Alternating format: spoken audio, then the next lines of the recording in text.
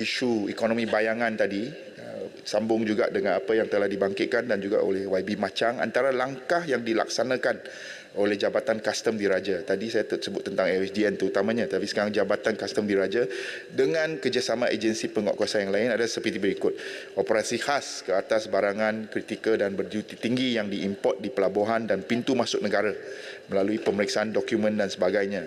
Operasi bersasar di pelabuhan-pelabuhan utama dengan mensasarkan komoditi berisiko tinggi, melaksanakan pengauditan dengan lebih cekap bagi membendung ketirisan hasil dan memastikan perundangan cukai dipatuhi dan menjalankan siasatan ke atas kes-kes berprofil tinggi yang melibatkan ketirisan hasil yang besar serta melaksanakan kajian semakan ke atas bil tuntutan yang tidak berasas. Isu nikotin sekali lagi tentang duty excise, saya rasa ada dua isu yang berbeza sebab sebelum ini vape digunakan secara berleluasa tanpa kawalan dan juga tanpa pencukaian. Ya, berdasarkan kepada satu kenyataan World Health Organization, pengenaan cukai juga merupakan satu kaedah ya untuk mengurangkan accessibility dengan izin ataupun kebolehcapaian, kebolehdapatan terhadap sesuatu sesuatu produk. Jadi dengan mengenakan cukai, kos jualan akan meningkat dan ia akan mengurangkan kebolehdapatan produk tersebut kepada kumpulan sasaran yang terlibat. Jadi saya rasa it is dua perkara yang berbeza. Kita nak mengawal, kita nak melarang, Waimah kita nak ban ataupun kita nak mengelakkan generasi yang depan daripada merokok dengan pengenaan cukai. Ini tidak ada perkaitanan yang rapat.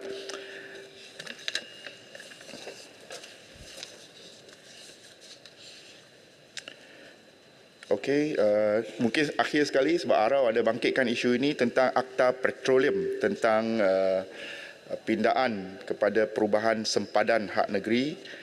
Akta Petroleum pindaan tidak melibatkan perubahan sempadan hak negeri dan persekutuan.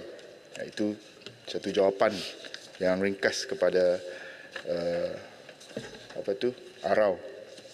Saya rasa itu saja. Kebanyakan isu-isu yang dibangkitkan telah pun saya jawab. Saya ucapkan terima kasih sekali lagi kepada Dewan Yang Mulia ini atas perbahasan dan juga idea-idea dan cadangan yang telah dibangkitkan. Terima kasih, Tuan Yang di-Pertua. Terima kasih Yang Berhormat Timbalan Menteri. Ahli-ahli yang berhormat, sekarang saya kemukakan masalah kepada majlis bagi diputuskan. Masalahnya ialah bahawa rang undang-undang ini dibacakan kali yang kedua sekarang. Ahli-ahli yang berhormat yang bersetuju kata bersetuju. Yang tidak bersetuju kata tidak. Lebih suara yang bersetuju. Rang undang-undang ini dibacakan kali yang kedua sekarang. Rang undang-undang bernama Satu Akta untuk meminda Akta Cukai Pendapatan 1967, Akta Cukai Keuntungan Hartanah 1976, Akta Stamp 1949, Akta Petroleum Cukai Pendapatan 1967, Akta Cukai Aktiviti Perniagaan Labuan 1990, Akta Duty Hiburan 1993, Akta Kastam 1967, Akta Excise 1976, Akta Levy Kenderaan Barang-Barang 1983, Akta Levy Keuntungan Luar Biasa 1998, Akta Cukai Pelancongan 2017, Akta Cukai Jualan 2018, Akta Cukai Perkhidmatan 2018 dan Akta Levy Pelepasan 2019. Majlis dalam jawatan kuasa.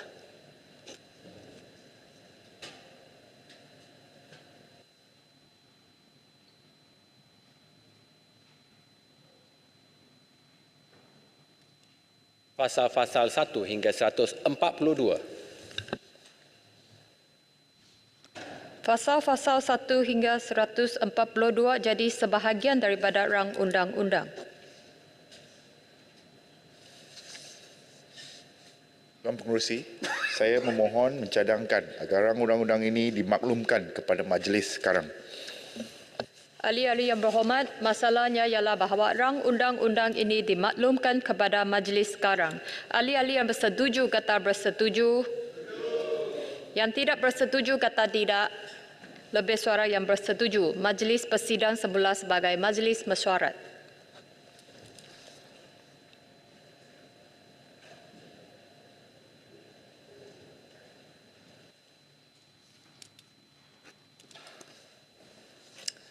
Tuan Yang di-Pertua, Saya mohon memaklumkan bahawa suatu akta untuk meminda Akta Cukai Pendapatan 1967, Akta Cukai Keuntungan Harta Tanah 1976, Akta STEM 1949, Akta Petroleum Kurungan Cukai Pendapatan 1967, Akta Cukai Aktiviti Perniagaan Labuan 1990, Akta Duty Hiburan 1953, Akta Custom 1967, Akta Excise 1976, Akta Levy Kenderaan Barang-Barang 1983, Akta Levy Keuntungan Luar Biasa 1998, Akta Cukai Pelancongan 2017, Akta Cukai Jualan 2018, Akta Cukai Perkhidmatan 2018 dan Akta Levy Pelepasan 2019 telah dipertimbangkan dalam jawatankuasa dan telah dipersetujukan tanpa pindaan. Saya mohon mencadangkan iaitu rang undang-undang ini dibacakan kali yang ketiga dan diluluskan sekarang. Ada sesiapa yang menyokong? Saya dengan ini menyokong. Masalahnya ialah bahawa rang undang-undang ini dibacakan kali yang ketiga dan diluluskan sekarang. Ahli-ahli yang bersetuju kata bersetuju. Yang tidak kata tidak. Lebih suara yang bersetuju. Rang undang-undang ini dibacakan kali yang ketiga sekarang. Rang undang-undang bernama Suatu Akta untuk meminda Akta Cukai Pendapatan 1967, Akta Cukai Keuntungan Harta Tanah 1976, Akta STEM 1949, Akta Petroleum Cukai Pendapatan 1967, Akta Cukai Aktiviti Perniagaan Labuan 1990, Akta Duty Hiburan 1953, Akta Custom 1967, Akta Excise 1976, Akta Levy Kenderaan Barang-Barang 1983, Akta Levy Keuntungan Luar Biasa 1998, Akta Cukai Pelancongan 2017, Akta Cukai Jualan 2018, Akta Cukai Perkhidmatan 2018 dan Akta Levy Pelepasan 2019. DR 33 2023, Rang Undang-Undang Syarikat Pindaan 2023 menyambung semula perbahasan atas masalah bahawa rang undang-undang ini dibacakan kali yang kedua sekarang.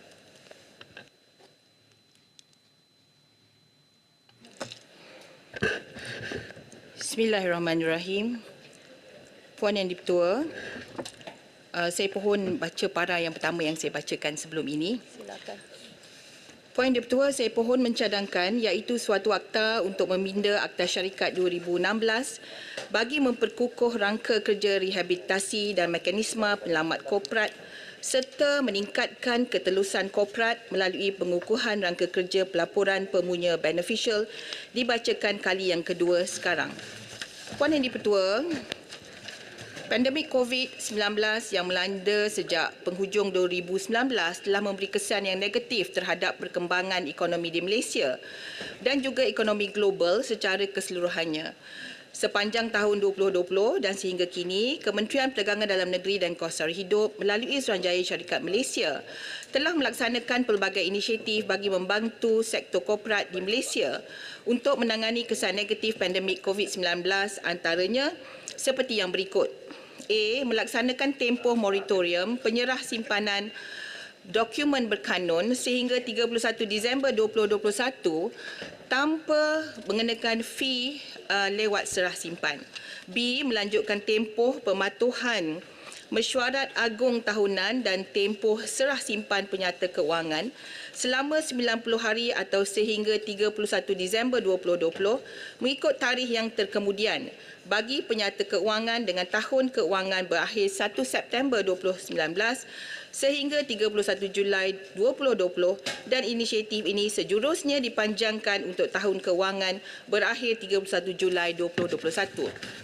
C. Menaikkan amaun keberhutangan syarikat daripada RM10,000 Malaysia kepada RM50,000 Malaysia dari 1 Januari sehingga 31 Mac 2021 dan amaun keberhutangan ini telah dikekalkan pada jumlah melebihi RM50,000 Malaysia mulai 1 April 2021. D. Memanjangkan tempoh menjawab notis tuntutan oleh mana-mana pemiutang dari 21 hari kepada 6 bulan yang telah berkuat kuasa dari 23 April sehingga 31 Disember 2020 dan E. Memberikan pengurangan sebanyak 90% sehingga 31 Disember 2022 untuk kompaun-kompaun yang dikeluarkan di bawah Akta Syarikat 1965 yang dah dimansuhkan. Lanjutan daripada inisiatif-inisiatif seperti di atas, Pihak KPDN mencadangkan pindaan kepada Akta Syarikat 2016 iaitu Akta 777 bagi memastikan kerangka perundangan yang lebih kukuh dapat ditawarkan kepada sektor korporat untuk tempoh jangka masa panjang dengan menambah baik bagi perundangan sedia ada terutama sekali berkaitan peruntukan untuk menambah baik mekanisme penyelamat korporat dan rehabilitasi bagi syarikat yang menghadapi masalah kewangan serta menambah baik ketelusan dan tadbir urus secara amnya. Selain itu, KPDN juga berhasrat untuk menambah baik kerangka pelaporan pemunyaan beneficial dengan mengambil kira perkembangan terkini di peringkat antarabangsa dalam memerangi aktiviti-aktiviti pengubahan wang haram dan pembiayaan keganasan, rasuah dan pengelakan cukai. Untuk makluman, kedudukan Malaysia berhubung aktiviti-aktiviti tersebut sedang dan akan dinilai oleh pelbagai badan antarabangsa seperti Financial Action Task Force (FATF) yang merupakan badan antarabangsa bebas yang membangunkan piawaian antarabangsa untuk memerangi perubahan wang haram dan pembiayaan keganasan dan pencambahan untuk melindungi sistem kewangan global dan Organisation for Economic Cooperation and Development OECD melalui Exchange of Information on Request yang menjalankan penarafan berhubung isu-isu penzahiran bagi pencukaian ke atas negara-negara yang berdagang dengan negara-negara OECD. Penilaian yang akan dijalankan oleh FATF ke atas Malaysia akan dimulakan seawal tahun 2024 di mana keberkesanan undang-undang penguatkuasaan dan tindakan undang-undang yang sedia dan telah diambil perlu dibuktikan. Puan Yang di-Pertua, rang undang-undang ini digubal untuk membina Akta 777 bagi tujuan berikut. A. Perluasan pemakaian mekanisme penyelamat korporat kepada lebih banyak kategori syarikat. B. Pengukuhan mekanisme untuk rehabilitasi bagi syarikat yang menghadapi masalah kewangan melalui penambahbaikan peruntukan berkaitan skim perkiraan atau kompromi. C. Pengukuhan polisi berhubung kerangka pelaporan pempunyaan beneficial yang komprehensif. Dan D. Pengukuhan polisi berkaitan prosedur bagi menyokong pelaksanaan tadbir urus syarikat yang mampan. Puan Yang di-Pertua, sejak peruntukan berkaitan mekanisme penyelamat korporat di bawah Akta 777 mula dikuatkuasakan pada 1 Mac 2018, SSM telah menerima pelbagai pandangan dan cadangan dari pihak industri, badan kawal selia serta badan-badan profesional untuk mengkaji semula skop pemakaian mekanisme penyelamat korporat iaitu proses perkiraan sukarela korporat ataupun corporate voluntary arrangement dan pengurusan kehakiman judicial management supaya dapat diluaskan kepada lebih banyak kategori syarikat serta penambahbaikan peruntukan berkaitan skim kompromi dan perkiraan. Scheme of Arrangement and Compromise dengan izin Puan Ketua. Selaras dengan perkembangan kerangka perundangan di peringkat antarabangsa, perkiraan sukarela korporat menyediakan mekanisme yang membolehkan syarikat yang menghadapi masalah keuangan untuk membuat rundingan dengan pemiutangnya tanpa campur tangan mahkamah. Syarikat yang berhasrat untuk menjalankan proses ini perlu memfailkan notis kepada mahkamah dan moratorium akan berkuat kuasa untuk tempoh 28 hari dan boleh dipanjangkan sehingga 60 hari. Dalam tempoh moratorium ini, tiada tindakan undang-undang boleh diambil terhadap syarikat termasuk tindakan penggulungan. Buat masa ini, peruntukan undang-undang sedia ada menghadkan pemakaian perkiraan sukarela korporat hanya kepada syarikat persendirian yang tidak mempunyai gadaian terhadap mana-mana asetnya. Kekangan ini menyebabkan peruntukan sedia ada tidak dapat dimanfaat sepenuhnya oleh kebanyakan syarikat termasuk syarikat awam. Melalui rang undang-undang yang dicadangkan ini, dicadangkan supaya skop pemakaian perkiraan sukarela korporat diperluaskan kepada semua syarikat termasuk syarikat awam tanpa mengambil kira sama ada syarikat tersebut mempunyai gadaian terhadap mana-mana asetnya. Ini kerana hak pemiutang bercagar adalah tetap terjamin kerana perkiraan sukarela korporat tidak boleh diteruskan tanpa persetujuan pemiutang bercagar. Cadangan perluasan ini membolehkan lebih banyak syarikat dapat memanfaatkan mekanisme ini melalui rundingan luar mahkamah dan seterusnya dapat mengurangkan kos perundangan. Poin Dipertua, selain itu, rang undang-undang ini juga turut mencadangkan supaya pemakaian pengurusan kehakiman diperluaskan kepada semua syarikat awam, termasuk syarikat awam yang disenaraikan di Bursa Malaysia. Pengurusan kehakiman merupakan prosedur yang boleh dipohon oleh syarikat atau pemiutang atau penyelesai kepada mahkamah untuk melantik seorang pengurus kehakiman bagi melaksanakan pelan rehabilitasi yang perlu disetujui oleh syarikat dan pemiutangnya dan seterusnya diluluskan oleh mahkamah. Tempoh moratorium yang bermula sebaik saja permohonan difailkan sehingga selama 6 bulan selepas perintah kehakiman diberikan akan melindungi syarikat daripada tindakan undang-undang termasuk perintah penggulungan. Peluasan pemakaian pengurusan kehakiman akan memberikan peluang kepada mana-mana syarikat yang menghadapi masalah keuangan untuk meneroka mekanisme penyelamat yang bersesuaian dengan situasi masing-masing. Walaupun rang undang-undang ini mencadangkan peluasan pemakaian kedua-dua mekanisme penyelamat korporat kepada semua syarikat, namun pemakaian tersebut adalah dikecualikan bagi mana-mana syarikat yang dilesenkan oleh Bank Negara Malaysia atau syarikat yang tertakluk di bawah bahagian 2, 3, 3A dan 8 Akta Pasaran Modal dan Perkhidmatan 2007 Akta 671 yang dikawal selia oleh Suruhanjaya Sekuriti Malaysia. Ini kerana syarikat-syarikat tersebut perlu mematuhi prosedur pelaporan tadbir urus serta polisi keuangan yang spesifik yang dikawal sedia sepenuhnya oleh Bank Negara Malaysia atau Securities Commission sekiranya syarikat tersebut menghadapi masalah keuangan.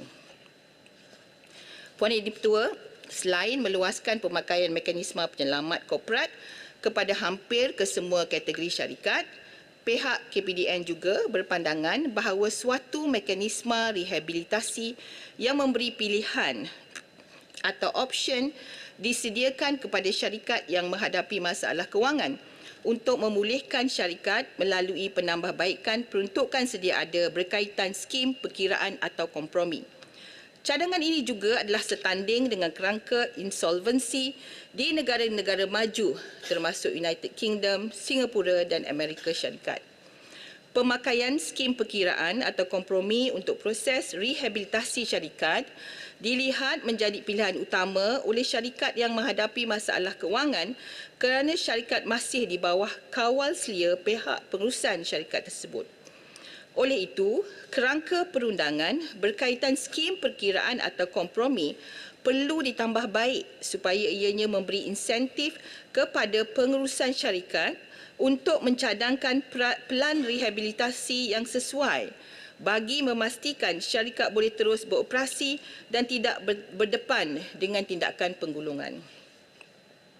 Dalam konteks skim perkiraan atau kompromi, penambahbaikan kerangka perundangan yang membantu pihak pengurusan untuk terus menjalankan operasi perniagaan adalah penting bagi menjayakan pelan rehabilitasi yang dicadangkan.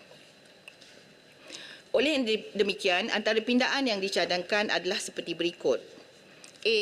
Menyediakan prosedur lebih efisien bagi membolehkan syarikat mendapatkan perintah halangan sebagai perlindungan daripada tindakan penggulungan atau perundangan oleh pemiutang. Langkah ini adalah penting bagi memberi peluang kepada syarikat mengambil langkah untuk menyusun semula hutang-hutang syarikat serta menyediakan pelan perkiraan atau kompromi dengan pemiutang untuk memastikan syarikat boleh terus beroperasi. B. Keperluan untuk melantik pengamal insolvensi bagi memastikan kejayaan skim perkiraan atau kompromi yang dicadangkan. C. Memberikan kuasa kepada mahkamah untuk meluluskan skim perkiraan atau kompromi dengan memastikan hak-hak pemiutang minoriti tidak diprejudiskan. D. Membolehkan syarikat yang telah memasuki skim perkiraan atau kompromi mendapatkan pembiayaan penyelamat, rescue financing, serta memberikan pelindungan keuangan terhadap pembiaya tersebut sekiranya skim tersebut gagal dan syarikat digulung. Peruntukan ini adalah penting bagi membolehkan syarikat mendapat suntikan pembiayaan modal baharu untuk membantu syarikat menyusun semula atau menyelesaikan hutang. Dan E. Mengukuhkan hak pemiutang untuk memohon perintah supaya menghalang syarikat daripada melupuskan harta sewenang-wenangnya dan memohon kepada mahkamah untuk menyemak tindakan yang telah diambil oleh syarikat sekiranya terdapat pelanggaran terhadap terma dan syarikat yang telah dipersetujui dalam skim perkiraan atau kompromi tersebut. Rang undang-undang ini turut mencadangkan supaya yang syarikat yang telah diberikan perintah pengurusan kehakiman boleh mendapatkan pembiayaan penyelamat ataupun rescue financing dan turut memberi keutamaan khas sebagai langkah perlindungan terhadap pembiaya tersebut sekiranya syarikat digulung. Cadangan ini bertujuan untuk melengkapi kerangka sedia ada bagi membolehkan syarikat mendapatkan dana tambahan dalam tempoh rehabilitasi sekiranya diperlukan. Rang undang-undang ini juga mencadangkan supaya mana-mana syarikat yang memasuki proses rehabilitasi termasuk skim perkiraan atau kompromi, pengurusan kehakiman atau perkiraan sukarela korporat diberi perlindungan perundangan untuk terus mendapatkan bekalan perkhidmatan atau barangan yang penting, supply of essential goods and services dengan izin untuk memastikan syarikat boleh terus beroperasi dan tidak terhalang daripada oleh mana-mana terma yang memperuntukkan sebaliknya yang mungkin terkandung dalam kontrak. Inisiatif ini akan memberikan implikasi persekitaran korporat serta perundangan yang positif dan komprehensif bagi memastikan syarikat yang berdaya maju diberi ruang yang secukupnya untuk membolehkan mereka terus beroperasi terutamanya dalam fasa pemulihan pandemik COVID-19. Justru itu, tindakan penggulungan akan hanya menjadi pilihan terakhir setelah syarikat mengambil peluang berusaha untuk memulihkan operasi perniagaan melalui skim perkiraan atau kompromi, perkiraan sukarela korporat atau pengurusan kehakiman. Puan Yang di-Pertua, Seksyen 56 Akta 777 telah memperkenalkan kerangka pelaporan beneficial di mana syarikat dikehendaki mendapatkan maklumat pemunya beneficial, merekod serta melaporkan maklumat tersebut kepada pendaftar. Namun demikian, terdapat keperluan untuk menambah baik kerangka pelaporan tersebut kerana terdapat jurang perundangan yang perlu diatasi supaya selaras dengan amalan terbaik dan piawaian antarabangsa seperti yang dianjurkan oleh agensi antarabangsa seperti FATF dan OECD yang bertujuan untuk memerangi aktiviti pengubahan wang haram dan pembiayaan keganasan, rasuah dan pengelakan cukai. Sehubungan itu, rang undang-undang ini mencadangkan pindaan-pindaan seperti yang berikut. A. Memberikan definisi pemunya beneficial dari perspektif pemunya share atau keawalan ke atas pengurusan syarikat. B. Mewajibkan syarikat untuk menyimpan daftar pemunya beneficial serta keperluan mengemaskini daftar tersebut.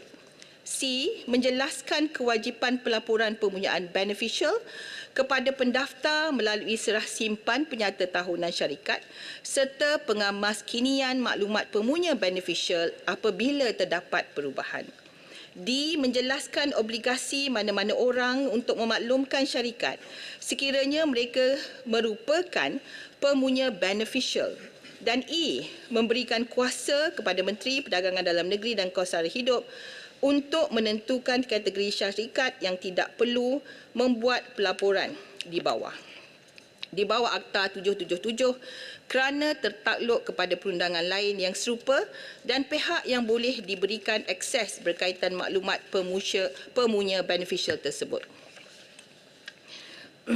Penambahbaikan yang dicadangkan ini akan meningkatkan ketelusan maklumat pemunyaan beneficial yang diserah simpan dengan SSM dan akan membantu agensi penguatkuasaan dan kawal selia termasuk Polis Diraja Malaysia, Bank Negara Malaysia dan Suruhanjaya Pencegahan Rasuah Malaysia untuk membenteras jenayah serius yang berselindung di sebalik entiti perniagaan. Puan Yang Bertua, pengukuhan polisi yang menyokong pelaksanaan tadbir urus syarikat yang lebih mampan juga adalah penting bagi memastikan terdapat tahap pematuhan yang tinggi di kalangan syarikat. Antara pindaan penting yang dicadangkan adalah seperti yang berikut. A. Pindaan supaya laman web SSM boleh digunakan untuk menerbitkan maklumat sebagai media alternatif kepada kehendak perundangan untuk diterbitkan dalam akhbar. Pindaan ini bersifat fasilitatif untuk mengatasi isu praktikal di mana tiada lagi surat khabar yang mempunyai edaran meluas ke seluruh Malaysia. Tambahan pula, kos pengiklanan adalah tinggi dan membebankan, terutama sekali sekiranya pengiklanan tersebut perlu dibuat oleh syarikat yang menghadapi masalah kewangan atau dalam tindakan penggulungan. Dan B. Pindaan ke atas Seksyen 264 Akta 777 berkaitan pelantikan juru audit yang mempunyai pasangan suami atau isteri dalam syarikat atau kumpulan syarikat yang akan diaudit oleh firma juru audit tersebut. Dalam konteks ini, pindaan dicadangkan supaya pendaftar diberi kuasa untuk mengeluarkan garis panduan bagi memastikan prinsip kebebasan juru audit ataupun juru auditors independence tetap terpelihara. Pindaan ini akan menyelesaikan isu-isu praktikal yang mana juru audit atau firma juru audit terpaksa melepaskan pelantikan sebagai juru audit kerana pasangan suami atau isteri, rakan kongsi dalam firma audit bekerja dalam syarikat atau kumpulan syarikat yang akan diaudit. Walaupun rakan kongsi firma audit tidak terlibat dalam proses pengauditan atau berada dalam kedudukan yang boleh mempengaruhi juru audit yang akan mengaudit syarikat tersebut. Atau sebaliknya, pasangan suami atau isteri rakan kongsi tersebut pula perlu meletak jawatan. Puan Yang Di-Pertua, rang undang-undang ini akan memberi implikasi perundangan positif dan komprehensif bagi memastikan entiti perniagaan seperti syarikat yang berdaya maju diberikan ruang yang secukupnya untuk membolehkan mereka terus beroperasi terutamanya dalam ketidaktentuan ekonomi pada masa kini. Tindakan penggulungan sewajarnya dijadikan jalan terakhir hanya setelah syarikat yang terbabit mengambil tindakan-tindakan lain yang boleh menyelamatkan syarikat melalui proses rehabilitasi termasuk skim perkiraan atau kompromi, perkiraan sukarela korporat atau pengurusan kehakiman. Selain itu, pengenalan kerangka pempunyaan beneficial yang telah lebih komprehensif pula akan memudahkan siasatan terutamanya berhubung jenayah berat berkaitan pengubahan wang haram, pembiayaan keganasan, rasuah, pengelakan cukai dan sebagainya yang melibatkan entiti perniagaan. Dengan sistem perundangan yang kukuh, kedudukan Malaysia selepas proses penilaian yang akan dijalankan oleh FATF dan OECD diharap akan meningkat dan seterusnya memberi impak positif kepada perkembangan perniagaan di Malaysia di peringkat antarabangsa. Rang undang-undang ini mencadangkan 31 perkara pindaan termasuk satu jadual kepada Akta 777. Antara cadangan pindaan tersebut adalah seperti berikut. Fasal 1 mengandungi tajuk ringkas dan tarikh permulaan kuatkuasa akta yang dicadangkan. Fasal 2 bertujuan untuk membina takrif pemunya beneficial dengan meminda Seksyen 2 Akta 777. Pindaan ini menekankan bahawa pemunya beneficial mungkin wujud dalam situasi pemilikan share dan syarikat. Perenggan A, takrif pemunya beneficial merujuk kepada pemunya beneficial share, manakala perenggan B, takrif merujuk kepada pemunya beneficial sesebuah syarikat. Fasal 3 pula bertujuan untuk memasukkan penggal 8A baharu ke dalam Akta 777. Penggal 8A baharu bertujuan memperkenalkan seksyen-seksyen dalam Akta 777 dengan memperkatakan pemunyaan beneficial sesuatu syarikat seperti berikut. A. Seksyen 60A yang mencadangkan bertujuan untuk meletakkan kriteria asas untuk mengenal pasti pemunya beneficial sesebuah syarikat. B. Seksyen 60B yang dicadangkan bertujuan untuk memperuntukkan kewajipan untuk menyimpan dan menyelenggarakan daftar pemunya beneficial sesebuah syarikat dan menyerah simpan maklumat pempunyaan beneficial yang berkaitan dengan pendaftar. Hanya orang atau golongan orang yang ditetapkan oleh menteri termasuk agensi penguatkuasaan undang-undang dan pihak berkuasa berwibawa boleh mengakses daftar pemunya beneficial sesebuah syarikat dan maklumat pempunyaan beneficial yang berkaitan. C. Seksyen 60C yang dicadangkan bertujuan untuk memberi kuasa kepada syarikat untuk menghendaki pendedahan pemunya beneficialnya. Seksyen baharu ini membolehkan syarikat mendapat maklumat pemunya beneficialnya atau mengesahkan ketepatan maklumat daripada mana-mana orang atau yang syarikat mengetahui atau mempunyai alasan munasabah untuk mempercayai sebagai pemunya beneficial syarikat. D. Seksyen 60D yang dicadangkan bertujuan untuk mengenakan obligasi ke atas pemunya beneficial untuk memberitahu syarikat apabila dia menjadi pemunya beneficial atau jika terdapat sebarang perubahan dalam maklumat pempunyaan beneficial syarikat. Dan E. Seksyen 60E yang dicadangkan memperuntukkan bahawa penggal 8A baharu terpakai kepada semua syarikat kecuali kelas syarikat tertentu yang tertakluk kepada kewajipan serupa untuk melaporkan pempunyaan beneficial di bawah undang-undang bertulis lain. Pengecualian ini bertujuan untuk mengurangkan beban pentadbiran syarikat yang telah dikawal selia di bawah undang-undang bertulis lain dan mengelakkan pertindihan peraturan. Fasal 4 pula bertujuan untuk meminda Seksyen 68 Akta 777 untuk menghendaki syarikat menyerah simpan kepada pendaftar butir-butir pempunyaan beneficial syarikat itu dalam penyata tahunan. Fasal 5 bertujuan untuk meminda subseksyen 152/2 Akta 777 untuk menjadikan peruntukan itu selaras dengan Akta Pasaran Modal dan Perkhidmatan 2007. Fasal 6 pula bertujuan untuk memasukkan subseksyen baharu 258/1A ke dalam Akta 777 untuk memberi kuasa kepada pendaftar untuk melanjutkan masa bagi pengedaran penyata kewangan dan laporan berkaitan atas permohonan oleh syarikat persendirian. Fasal 7 pula bertujuan untuk memasukkan subseksyen 264/4A dan dalam kurungan 4B ke dalam Akta 777 seperti berikut. Subseksyen 264/4A yang dicadangkan bertujuan untuk menjelaskan bahawa juru audit dan firma audit tidak dihalang daripada bertindak bagi syarikat semata-mata kerana rakan kongsi firma itu adalah pasangan kepada pegawai syarikat itu. Subseksyen 264/4B yang dicadangkan bertujuan untuk memberi kuasa kepada pendaftar untuk mengeluarkan garis panduan dalam menilai kebebasan juru audit dan firma audit. Fasal 8 pula bertujuan untuk meminda Seksyen 365 Akta 777 untuk mengadakan peruntukan bagi takrif syarikat berkaitan dan syarikat subjek berhubung dengan skim kompromi atau perkiraan.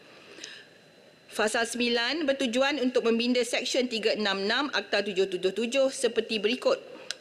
Subseksyen 1 Subseksyen 366/1 dipinda untuk menjelaskan bahawa kelas pemiutang atau anggota selain syarikat, pemiutang, anggota, penyelesai atau pengurus kehakiman boleh memohon kepada mahkamah untuk kelulusan skim kompromi atau perkiraan. Dan 2. Subseksyen 366/2A yang dicadangkan memperuntukkan bahawa semua mesyuarat yang diadakan di bawah Seksyen 366 Akta 777 hendaklah dipengerusikan sama ada oleh pengamal insolvensi atau seseorang yang dipilih oleh majoriti dalam nilai pemiutang atau anggota. Fasal 10 pula bertujuan untuk meminda Seksyen 367 Akta 777 untuk menjelaskan pelantikan pengamal insolvensi berhubung dengan skim kompromi atau perkiraan yang dicadangkan termasuk kewajipan, saraan dan hak aksesnya kepada semua rekod syarikat. Fasal 10 juga menghendaki syarikat melantik pengamal insolvensi apabila syarikat membuat permohonan di bawah Seksyen baharu 368B, 368D atau 396C atau syarikat berkaitan syarikat itu membuat permohonan di bawah Seksyen 368A. Manakala fasal 11 bertujuan untuk meminda subsection 368 dalam kurungan 1 dan dalam kurungan 2 Akta 777 dan memasukkan subsection baharu iaitu 368 dalam kurungan 1A, dalam kurungan 3A dan 3B seperti berikut. Pindaan subsection 368 dalam kurungan 1 dan 2 bertujuan untuk menjelaskan proses sedia ada permohonan perintah halangan. Syarikat boleh mendapatkan perintah halangan tidak melebihi 3 bulan dari tarikh perintah halangan itu diberikan dan lanjutan tidak lebih daripada 9 bulan jika ia memenuhi keperluan di bawah subsection 368 dalam kurungan 2.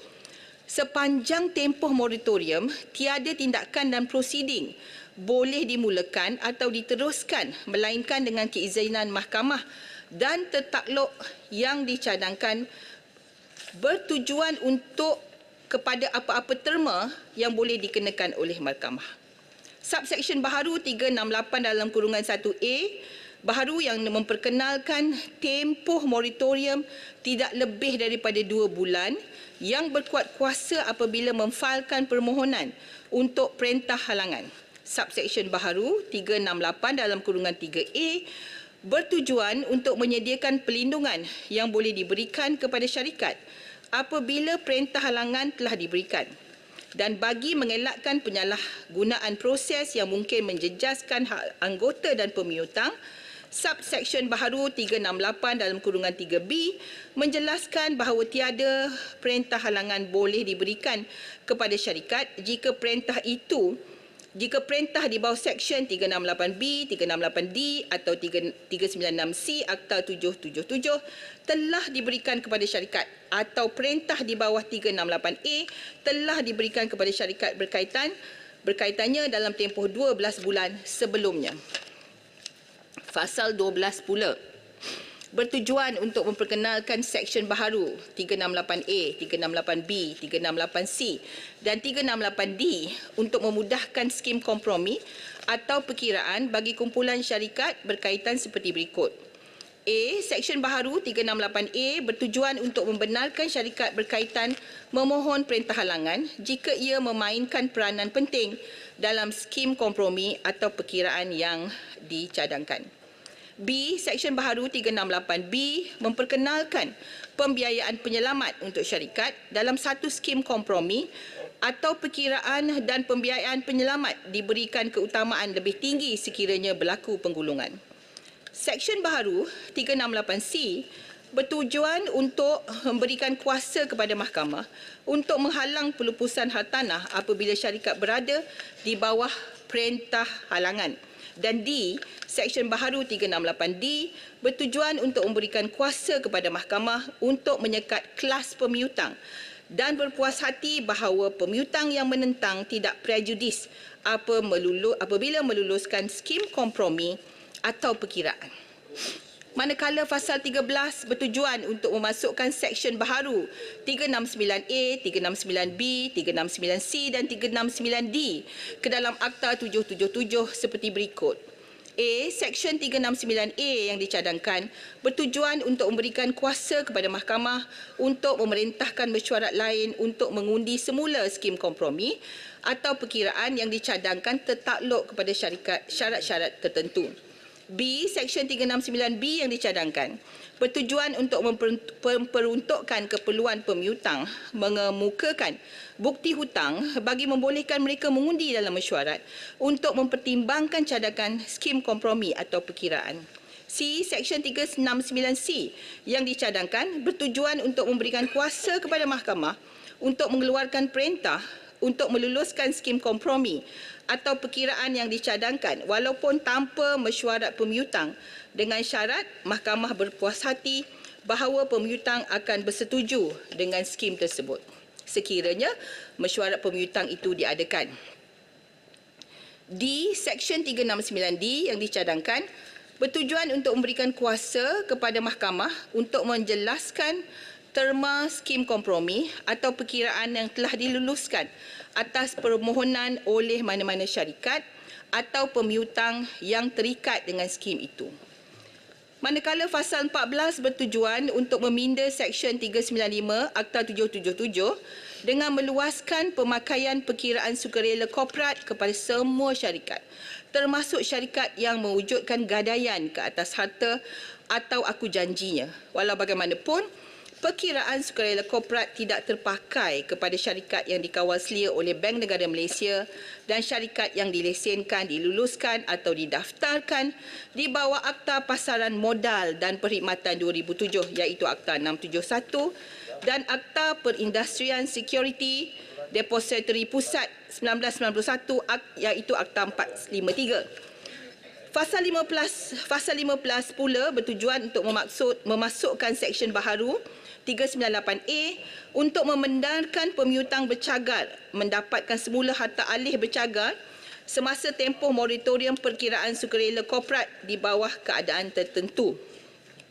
Fasal 16 bertujuan untuk meminda perenggan 403 dalam kurungan B Akta 777 untuk menjelaskan bahawa pengurusan kehakiman boleh digunakan oleh semua syarikat termasuk syarikat senarai awam.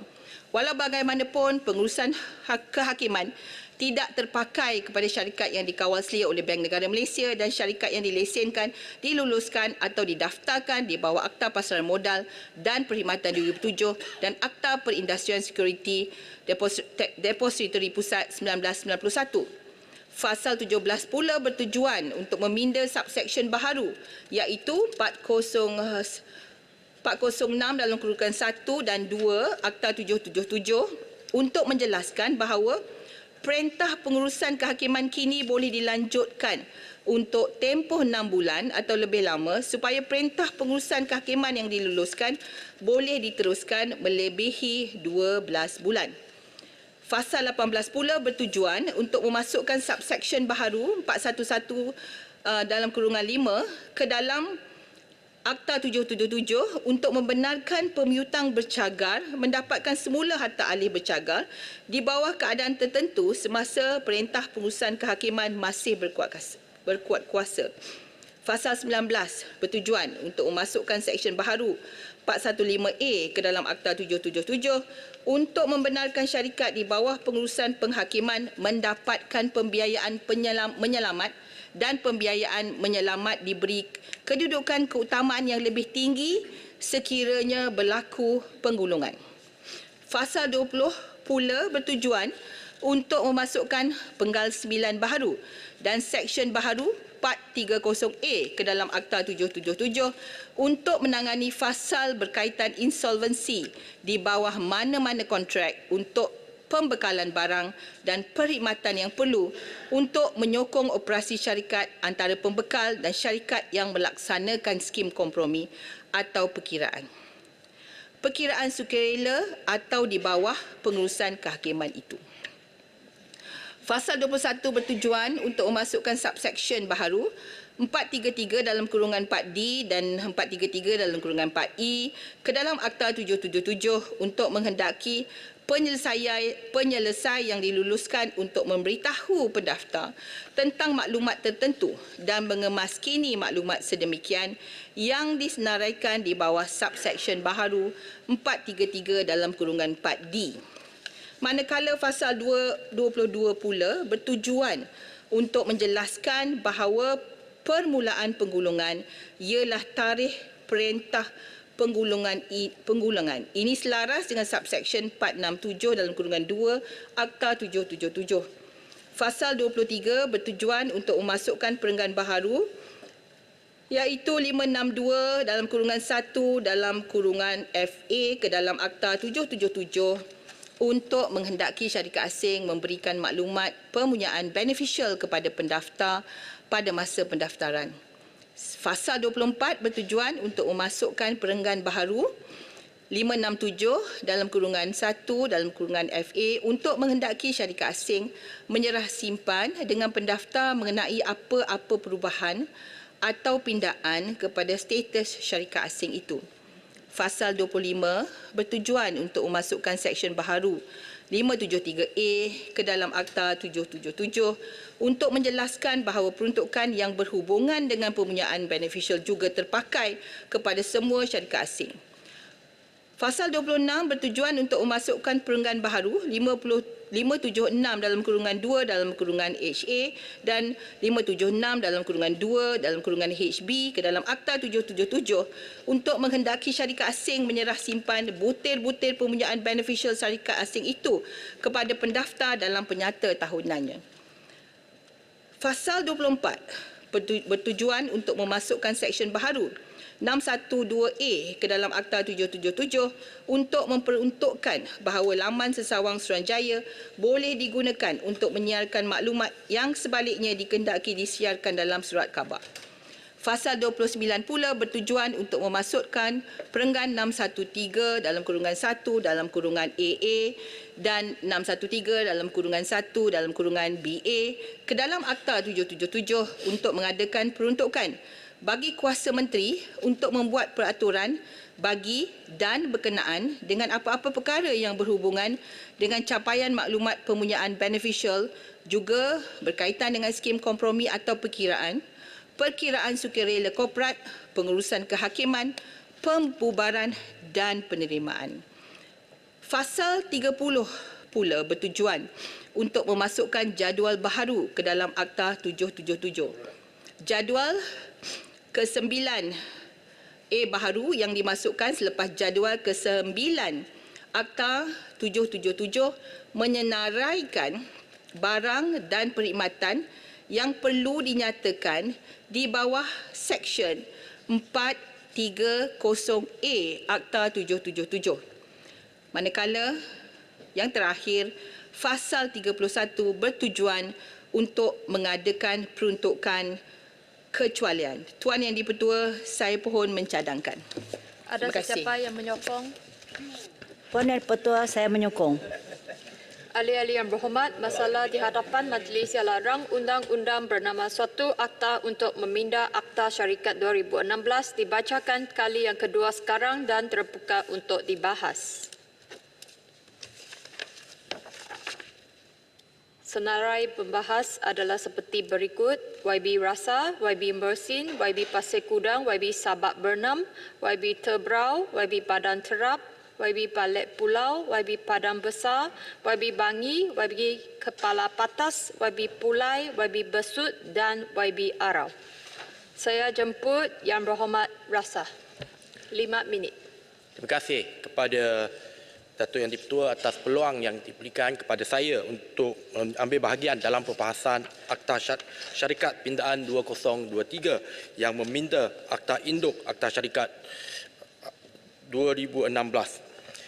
Sebelum saya memulakan beberapa hujahan saya, saya nak ucapkan terima kasih kepada kerajaan, terutamanya Yang Berhormat Timbalan Menteri dan Yang Berhormat Pemangku Menteri KPDN yang pada asalnya ketika bacaan kedua kali pertama mengambil tempat pada 12 Oktober dan selepas itu dirujuk kepada Jawatankuasa Pilihan Khas Parlimen berkenaan dengan perdagangan dalam negeri, keusahawanan, kos sara hidup dan pertanian, dan JKPK telah 2 kali mengadakan libat urus dengan pimpinan tertinggi, pengurusan tertinggi daripada SSM pada 24 Oktober dan 8 November.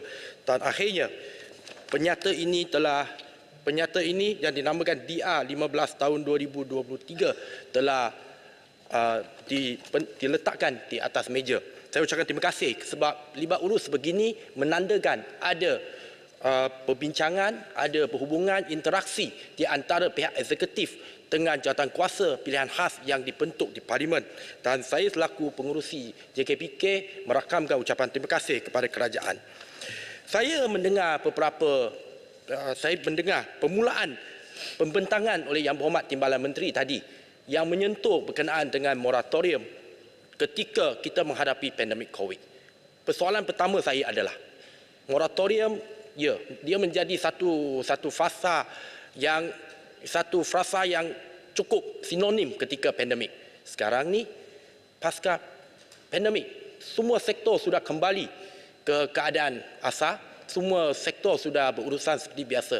Apakah kita masih nak gunakan perkataan moratorium ini? Saya nak tanya pihak kerajaan. Dan dalam pembentangan oleh Yang Berhormat Timbalan Menteri tadi, ada beberapa mekanisme penyelamat korporat yang digunakan. Yang pertamanya, perkiraan sukarela korporat CVA berkenaan dengan gadaian syarikat yang terlibat dengan gadaian, terutamanya dengan institusi bank. Yang kedua, pengurusan kehakiman JM yang melibatkan syarikat, yang kali ini melibatkan syarikat senaraian awam juga terlibat dengan JM pada kali ini. Dan seterusnya yang ketiga, skim perkiraan dan kompromi SPK. Saya nak sebut secara begini. Saya menyambut baik segala usaha kerajaan untuk memberikan peluang kedua kepada syarikat-syarikat sedia ada yang menghadapi masalah ketika ini. Saya rasa wajar, patut. Kita tak nak syarikat yang ada masalah terus digulungkan oleh perintah mahkamah dan lingkup terus. Itu tak nak. Itu saya rasa tidak baik untuk proses atau urusan perniagaan dan ekonomi negara. Tetapi kalau kita memberikan terlalu banyak proses ataupun mekanisme penyelamat, saya bimbang satu. Adakah ia akan menjejaskan fleksibiliti daripada pihak institusi bank terutamanya dalam memberikan gadaian pinjaman kepada syarikat-syarikat pada masa akan datang. Itu kebimbangan saya. Sebab kalau terlalu banyak mekanisme penyelamat yang membolehkan, dia bagus sebenarnya untuk syarikat yang sedia ada, yang hadapi masalah. Dia ada peluang kedua. Tapi macam mana dengan syarikat baru besok yang tak terlibat dengan masalah ketika ini tetapi memerlukan pinjaman pada masa akan datang? Saya bimbang institusi bank kita akan mengetatkan prosedur untuk memberikan pinjaman. Dan jika ini berlaku, sudah tentunya ia boleh menjejaskan urusan ekonomi, urusan perniagaan, perdagangan dalam negara kita. Jadi saya mohon penjelasan daripada Yang Berhormat Timbalan Menteri ketika gulung nanti supaya dia tak ada impak negatif terhadap ekonomi kita. Sebab saya rasa impak ekonomi lah yang paling mustahak. Kalau impak positif, saya rasa kita mengalu-alukan dan semua pihak patut mengalu-alukannya. Dan berkenaan dengan SPK, skim perkiraan dan kompromi, perintah halangan tersebut tetap diberikan oleh pihak mahkamah. Saya nak tanya, apakah justifikasi diberikan sebanyak 2 kali di bawah Seksyen 368 Sub 1 dan juga Sub 1A yang baru, iaitu 3 bulan campur 9 bulan. Nak tanya apakah justifikasi terhadap perkara ini. Datuk Yang di-Pertua, perkara kedua saya mohon sedikit masa tambahan, ialah berkenaan dengan definisi untuk pemunya beneficial. Sebab saya rasa antara perkara utama dalam pindaan 30 fasa pada kali ini adalah berkenaan dengan skop pemunya beneficial yang telah diluaskan skopnya. Jadi saya nak tanya, memang saya menyambut baik kita nak meluaskan skopnya supaya pihak-pihak yang terbabit dalam perniagaan ataupun dapat mengawal perjalanan syarikat akhirnya tertakluk kepada undang-undang. Kita tak nak ada pengubahan wang haram, rasuah, elak cukai dan sebagainya.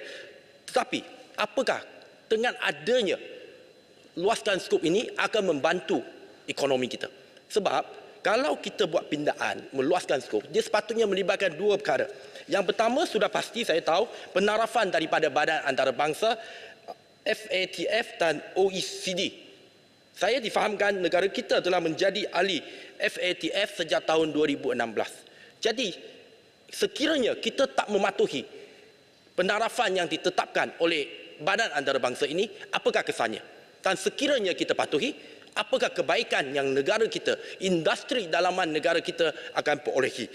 Saya nak tanya Timbalan Menteri berkenaan dengan perkara ini. Dan perkara terakhir, Datuk Yang di-Pertua, berkenaan dengan IUU ni fasa 7, iaitu yang melibatkan subsection 264, 4A dan 4B yang baru, yang memberikan kuasa kepada pendaftar untuk melantik syarikat audit sekiranya pasangan bekerja di dalam syarikat. Saya rasa secara umumnya mungkin kita nampak okey. Tetapi sekiranya pasangan tu memegang jawatan-jawatan yang penting, kalau pasangannya setakat kerani ke, saya rasa tak ada masalah. Kita kena berlapang dada. Tetapi sekiranya pasangannya memegang jawatan yang penting, finance manager dan sebagainya, apakah ada kekangan terhadap pemegangan jawatan oleh pasangan tersebut untuk mengelakkan ada konflik of interest ataupun boleh menyebabkan ada tata kelola yang akan dipertikaikan oleh mana-mana pihak selepas ini. Jadi secara keseluruhannya saya menyokong IUU ini dan semoga dengan adanya pindaan ini ia bukan saja mematuhi penarafan badan antarabangsa tetapi ia juga menambah baik tata kelola syarikat di negara kita supaya syarikat-syarikat bertambah maju selepas ini. Sekian, terima kasih Datuk Yang di-Pertua. Terima kasih Yang Berhormat Rasa. Saya jemput Yang Berhormat Mersing. Assalamualaikum warahmatullahi taala wabarakatuh dan selamat sejahtera. Terima kasih Tuan Yang Bertua. Saya melihat cadangan kepada pindaan RUU ini bertujuan membolehkan pihak Suruhanjaya Syarikat Malaysia membantu syarikat-syarikat yang berdaftar merasai tempoh recovery selepas melalui fasa sukar semasa era pandemik COVID-19, khasnya syarikat perusahaan mikro kecil dan sederhana. Keterlibatan mereka dalam proses rehabilitasi berupaya memulihkan kewangan syarikat, seterusnya dapat mengelakkan syarikat menjadi bankrupt, menghadapi kekangan operasi dan sebagainya. Polisi yang diperkenalkan juga menyokong pelaksanaan urus tadbir syarikat supaya dapat bersaing secara mampan selaras dengan pematuhan garis panduan yang ditetapkan dalam akta sedia ada. Saya juga yakin dan percaya sebelum pindaan ini dirangka, sudah pastinya pelbagai libat urus bersama pihak-pihak berkepentingan sudah jalankan. Melihat dari sudut perundangan, saya ingin memfokuskan dalam konteks kerangka pelaporan beneficial ownership.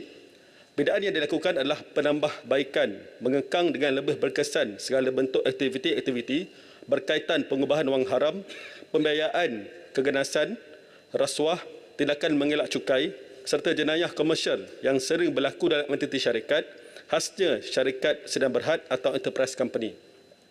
Oleh demikian, saya ingin terus kepada persoalan dasar yang perlu diberikan pencerahan oleh Yang Berhormat Timbalan Menteri.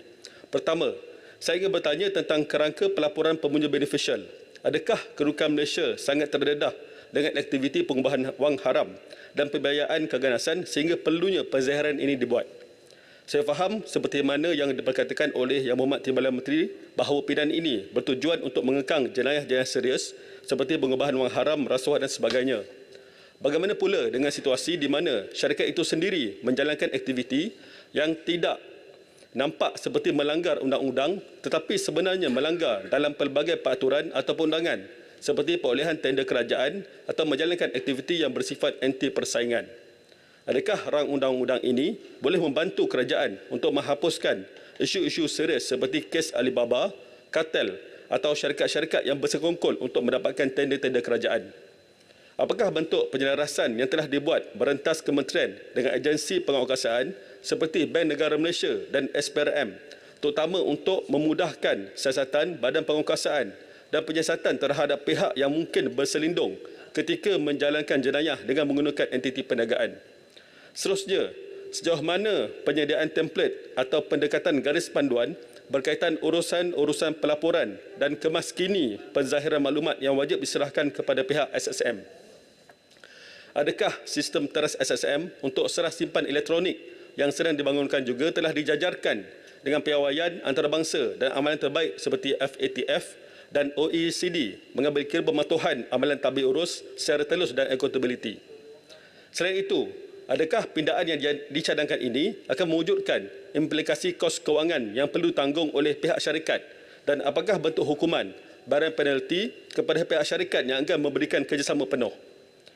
Apakah langkah yang akan diambil untuk memastikan pelaksanaan kepada pindaan yang dicadangkan akan menggalakkan syarikat-syarikat dan komuniti korporat memahami dan mematuhi peraturan baharu sebelum ianya dilaksanakan? Dan akhir sekali, adakah maklumat beneficial ownership akan dapat diakses secara bebas oleh juru audit dan siapakah pihak yang mempunyai autoriti mengakses daftar pemunjuk tersebut? Sekian, terima kasih Tuan Yang Bertua. Terima kasih Yang Berhormat Mersing. Saya jemput Yang Berhormat Pasir Kudang. Terima kasih Puan Yang di-Pertua. Pasir Kudang melihat rang Undang-Undang Syarikat Pindaan 2023 ini adalah satu pindaan yang baik. Sebentar tadi kita telah mendengar huraian daripada Timbalan Menteri panjang lebar daripada pasal 1 sampailah pasal 32 maknanya secara detail tentang rang undang-undang ini, dan banyak benda yang disebut itu bagus untuk ekonomi negara kita, untuk syarikat negara kita. Tapi saya di peringkat dasar ini bukan saja bersetuju dengan pindahan ini, tapi saya rasa pindahan ini sangat perlu. Selepas negara kita mengalami kejutan skandal-skandal yang besar, skandal-skandal ekonomi yang melibatkan urusan syarikat korporat.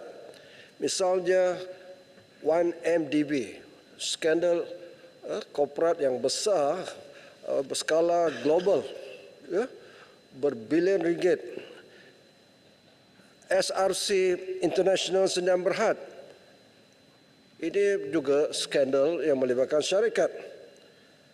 Dan kita tahu trilion ringgit terlibat merosakkan ekonomi negara kita, apa yang dipanggil ekonomi bayangan, black economy.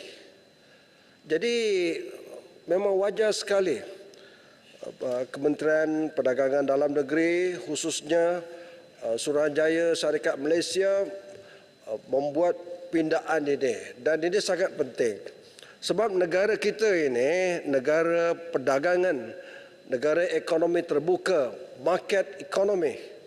Selain kita ada sektor kerajaan, public, ada koperasi, tetapi sektor yang menjadi enjin kepada ekonomi negara kita ialah sektor swasta.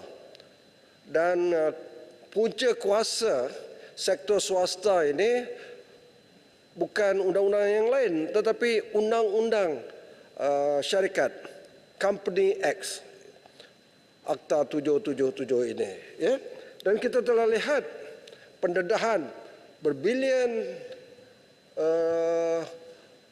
negara kita kehilangan apa yang berlaku dalam Panama Papers, pendedahan dalam Pandora Papers.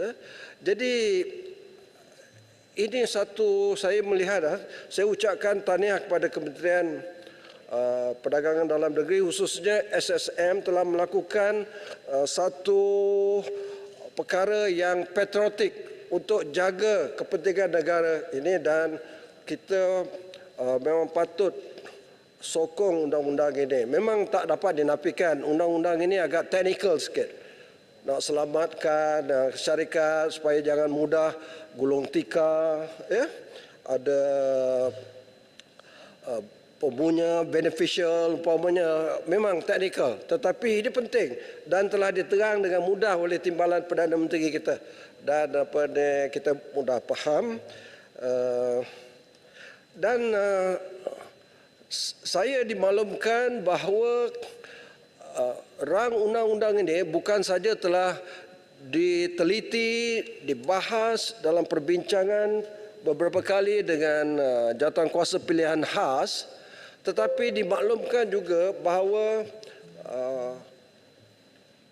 SSM dan Kementerian Perdagangan Dalam Negeri telah mengadakan libat urus, khususnya dengan Bank Negara Malaysia, yang mengawal bank, mengawal menguruskan kewangan ekonomi negara kita. Jadi bermakna pindaan ini telah diteliti.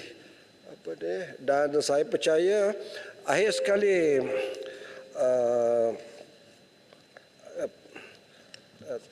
Puan Timbalan Speaker, saya sangat senang hati sekali, iaitu ingin menyebut di mana pindaan ini melalui pasal 23, melalui seksyen yang baru 5621A, mengendaki syarikat asing memberikan maklumat pemunya beneficial owner yang sebenar kepada pendaftar pada masa pendaftaran. Maknanya syarikat asing tak boleh tipu negara kita. Yang kedua, melalui seksyen baru 5671FA juga syarikat asing mesti menyerah simpanan beneficial owner mereka itu dengan pendaftar. Jadi ini maknanya kita dapat elakkan supaya tidak berlaku syarikat-syarikat yang palsu, shell company, Jolo punya dan sebagainya ni. Jadi ini kita ada kontrol. 1 minit, setengah minit pun tak apa yang beri. Ada 2 lagi. Seksyen baru 573A bahawa peruntukan yang berhubung dengan pemunya beneficial yang terpakai undang-undang ini kepada syarikat dalam negeri kita, tapi syarikat asing juga tertaluk di bawah ini. Ini mana kita berani. Dan akhir sekali, maknanya pendaftar syarikat ini mempunyai kuasa minta syarikat asing serah senarai butir-butir siapa sebenarnya yang punya syarikat mereka itu. Jadi saya sangat menyokong rang undang-undang ini. Terima kasih pengurusi. Terima kasih Yang Berhormat Pasir Kudang. Saya jemput Yang Berhormat Sabak Bernam. Assalamualaikum dan selamat sejahtera, selamat petang. Terima kasih Puan Yang di-Pertua. Sejarah Akta Syarikat bermula 58 tahun yang lalu dengan lulusnya Akta Syarikat 1965 di Dewan Yang Mulia ini. Setelah berkuat kuasa selama 51 tahun, akhirnya sekali lagi ia dipinda dan diluluskan pindaannya itu berkuat kuasa 31 Januari 2017 dan dinamakan sebagai Akta Syarikat 2016 sesuai dengan keperluannya pada masa itu. Hari ini Dewan Yang Mulia ini sekali lagi berbahas atas tajuk yang sama untuk memenuhi keperluan semasa dengan membina kandungan Akta Syarikat 2016 dan meluluskan suatu akta baru yang boleh dinamakan Akta Syarikat 2023. Pindaan kali ini melibatkan 31 fasa dan banyak seksyen serta subseksyen. Dengan rasa rendah diri, Sabak Bernam ingin merujuk kepada pindaan Seksyen 60 iaitu kewajipan pemunya beneficial syarikat untuk memberikan maklumat. Seksyen 60D(3) seorang yang merupakan pemunya beneficial sesuatu syarikat hendaklah memberitahu syarikat itu secepat dan dapat dilaksanakan mengenai perubahan daftar pemunya syarikat jika berlaku pemberhentian itu dengan menyatakan tarikh pemberhentian itu berlaku dan butir-butir pemberhentian itu. Sabak Bernam minta Menteri jelaskan bagaimana mungkin pemunya beneficial syarikat dapat memberitahu mengenai perubahan daftar sekiranya berlaku pada diri pemunya takdir sampai ajal atau kematian telah tiba, ataupun masih hidup tetapi mengalami gangguan emosi yang menyebabkan hilang upaya, hilang kewarasan akal, gila, disahkan oleh pengamal perubatan dan sebagainya. Bagi gemulah atau pemunya syarikat yang telah meninggal dunia, Sabak Bernam ingin bertanya kepada Menteri, seksyen manakah yang boleh digunakan untuk melakukan pemberhentian pemunya syarikat? Adakah perlu menambah seksyen atau subseksyen dalam akta ini nanti dan memasukkan penama waris pemegang amanah yang akan mengambil alih sebagai pemunya syarikat itu jika pemunya asal telah meninggal dunia? Apakah mekanisme yang boleh digunakan pakai pada ketika itu, atau biarkan saja waris uruskan melalui amanah raya atau guna pakai Akta Pembagian Harta Pusaka Kecil 1955 atau Pembagian Harta Pusaka Besar yang mana pentadbirannya tertaluk kepada Akta Probate dan Pentadbiran 1959, atau bergantung kepada dokumen sokongan lain sekiranya gemulah atau pemunya syarikat semasa hayatnya ada meninggal wasiat atau penhibah melalui firma guaman dan lain-lain. Puan Yang di-Pertua, Sabak Bernam juga ingin bertanya apakah mekanisme atau seksyen yang boleh digunakan pakai seandainya pemunya syarikat mengalami gangguan kesihatan, hilang kewarasan dan menjadi gila sehingga hilang upaya untuk mengurus diri apatah lagi mengurus syarikat. Seksyen manakah yang menyebut dengan jelas pemberhentian pemunya syarikat ini boleh dilakukan mengikut peraturan undang-undang? Puan Yang di-Pertua, Seksyen 60D(4) mana-mana orang yang melanggar seksyen ini melakukan satu kesalahan. Sabak Bernam mencadangkan ditambah perkataan dianggap menjadi mana-mana orang yang melanggar seksyen ini dianggap telah melakukan kesalahan, dan nyatakan juga bentuk denda ataupun kompaun yang boleh ditawarkan di atas kesalahan tersebut yang mana seterusnya boleh dirujuk ke peringkat tadbir urus korporat, yang mana di sana adanya kemudahan yang baru diperkenalkan yang dinamakan skim kompromi atau perkiraan dan adanya mekanisme penyelamat korporat.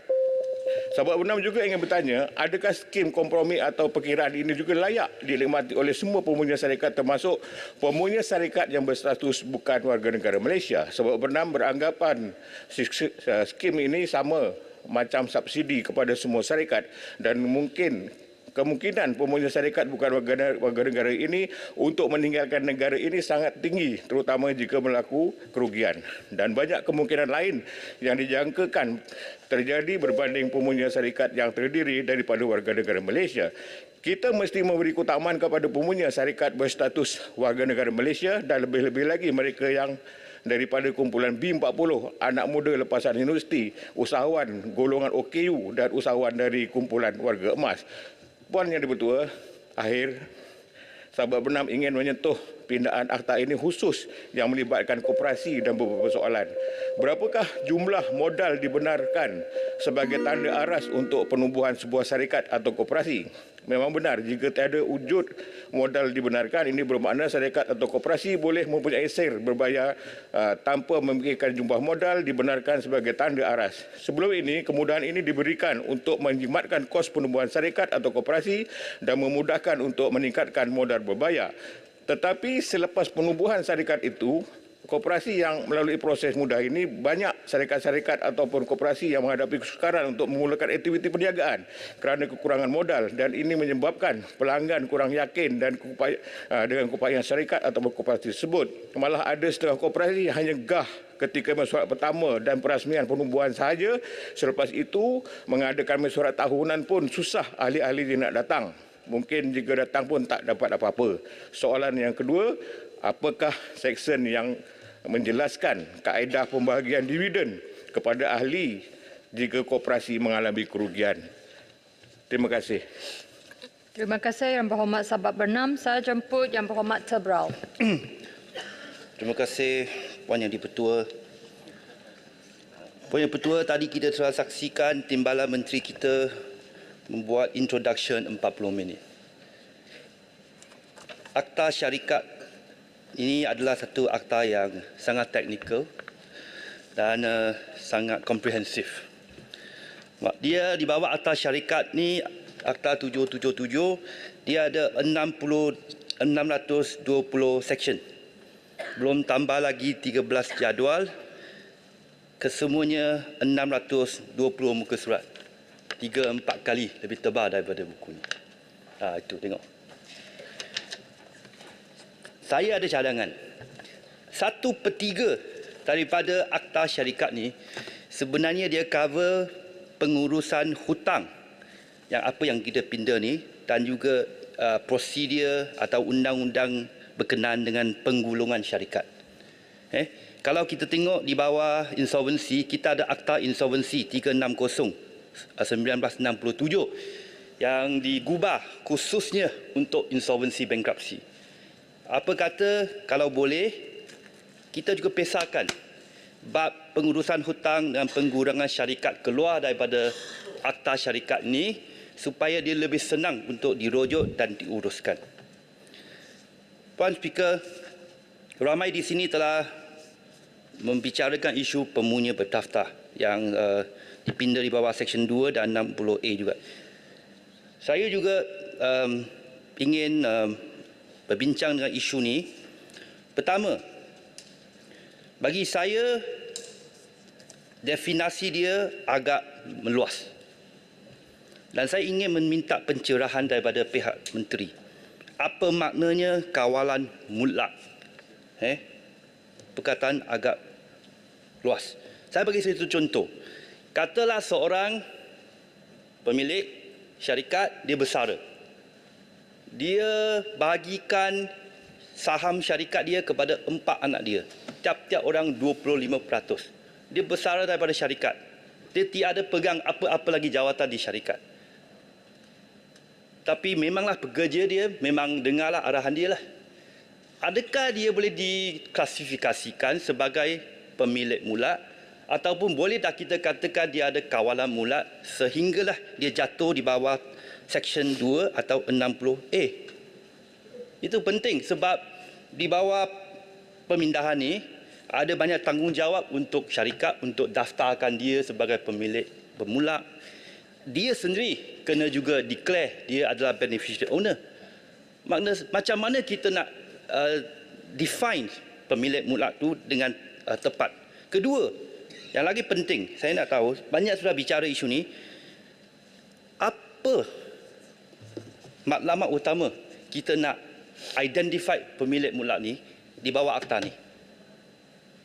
Saya nak tahu, minta pencerahan daripada Menteri, di bawah akta syarikat, apakah liability atau obligasi atau tanggungjawab seseorang kalau kita boleh identify dia sebagai pemilik beneficiary owner.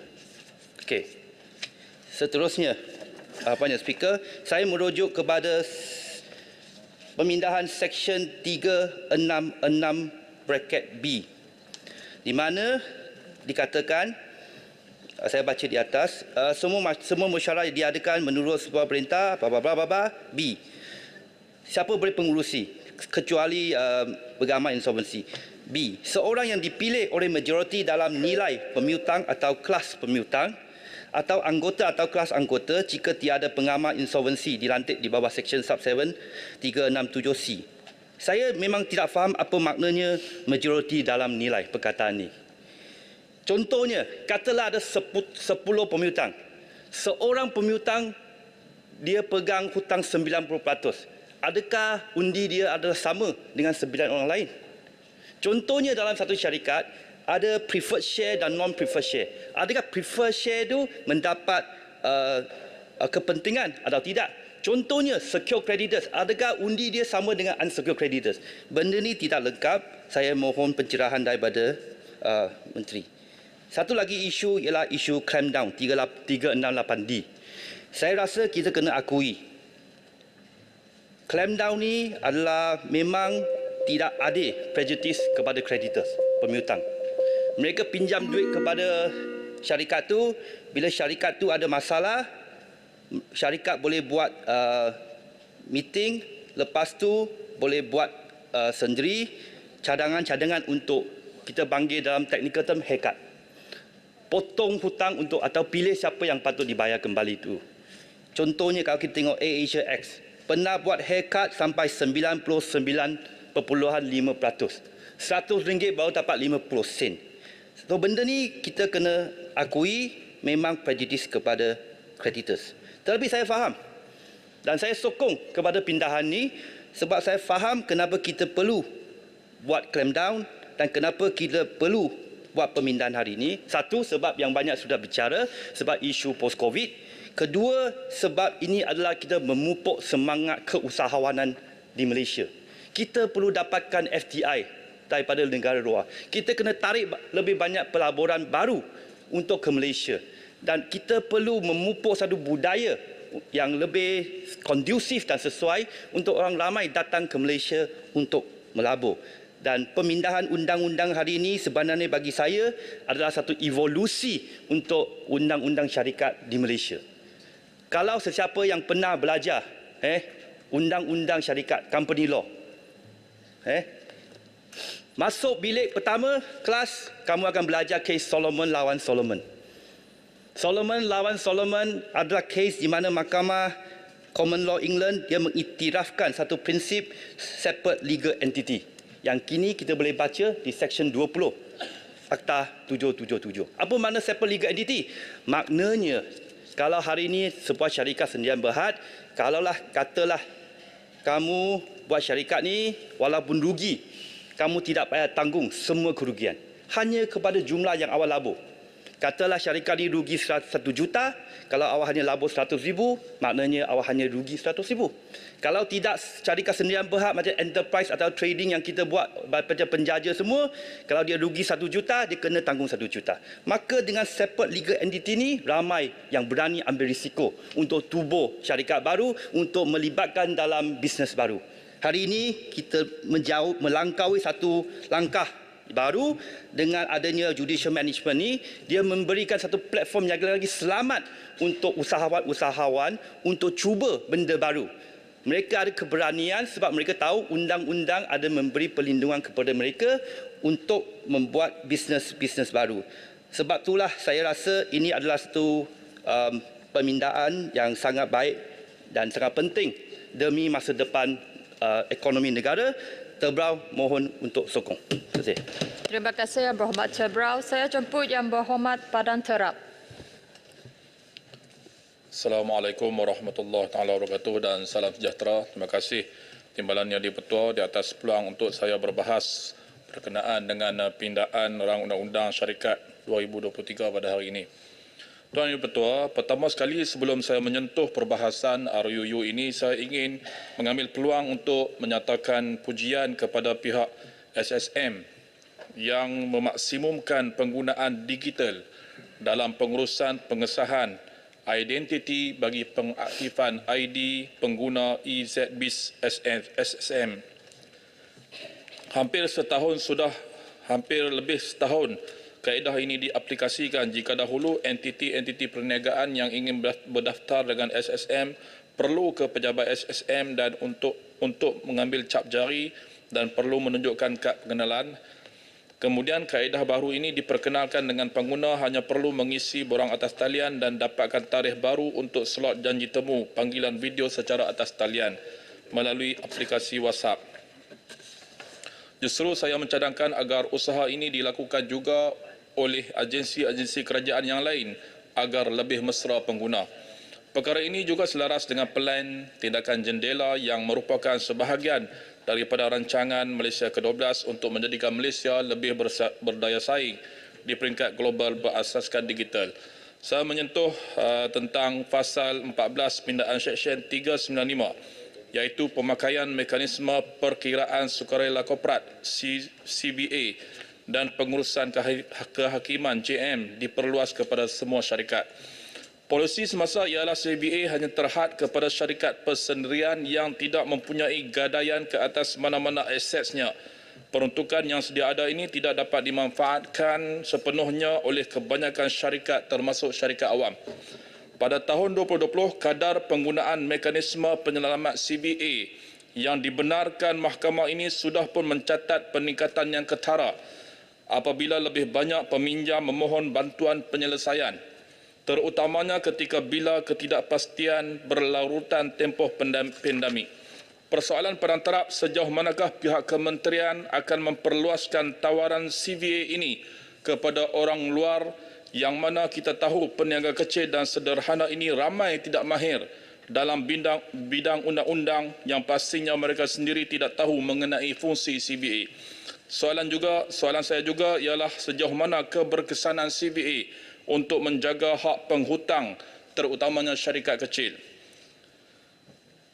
Mekanisme perkiraan sukarela korporat CVA yang boleh dilakukan di luar mahkamah ini memberikan fleksibiliti yang lebih besar dari segi skop, saiz dan tumpuan sesebuah syarikat yang berdepan dengan masalah kewangan akibat hutang syarikat. Cadangan bagi memperluaskan pemakaian mekanisme ini agar boleh dimanfaatkan kepada semua syarikat termasuk syarikat senaraian awam perlu disokong. Ketika krisis, fleksibiliti ini boleh merangkumi keupayaan untuk penyelesaian proses dan sumber dengan lebih cepat bagi mengurangkan risiko sistemik daripada syarikat yang bermasalah. Mekanisme ini juga dapat mengelakkan sistem mahkamah menjadi terlalu sesak. Berbeza dengan pengurusan kehakiman, mekanisme JM berada sepenuhnya di bawah pengawasan mahkamah.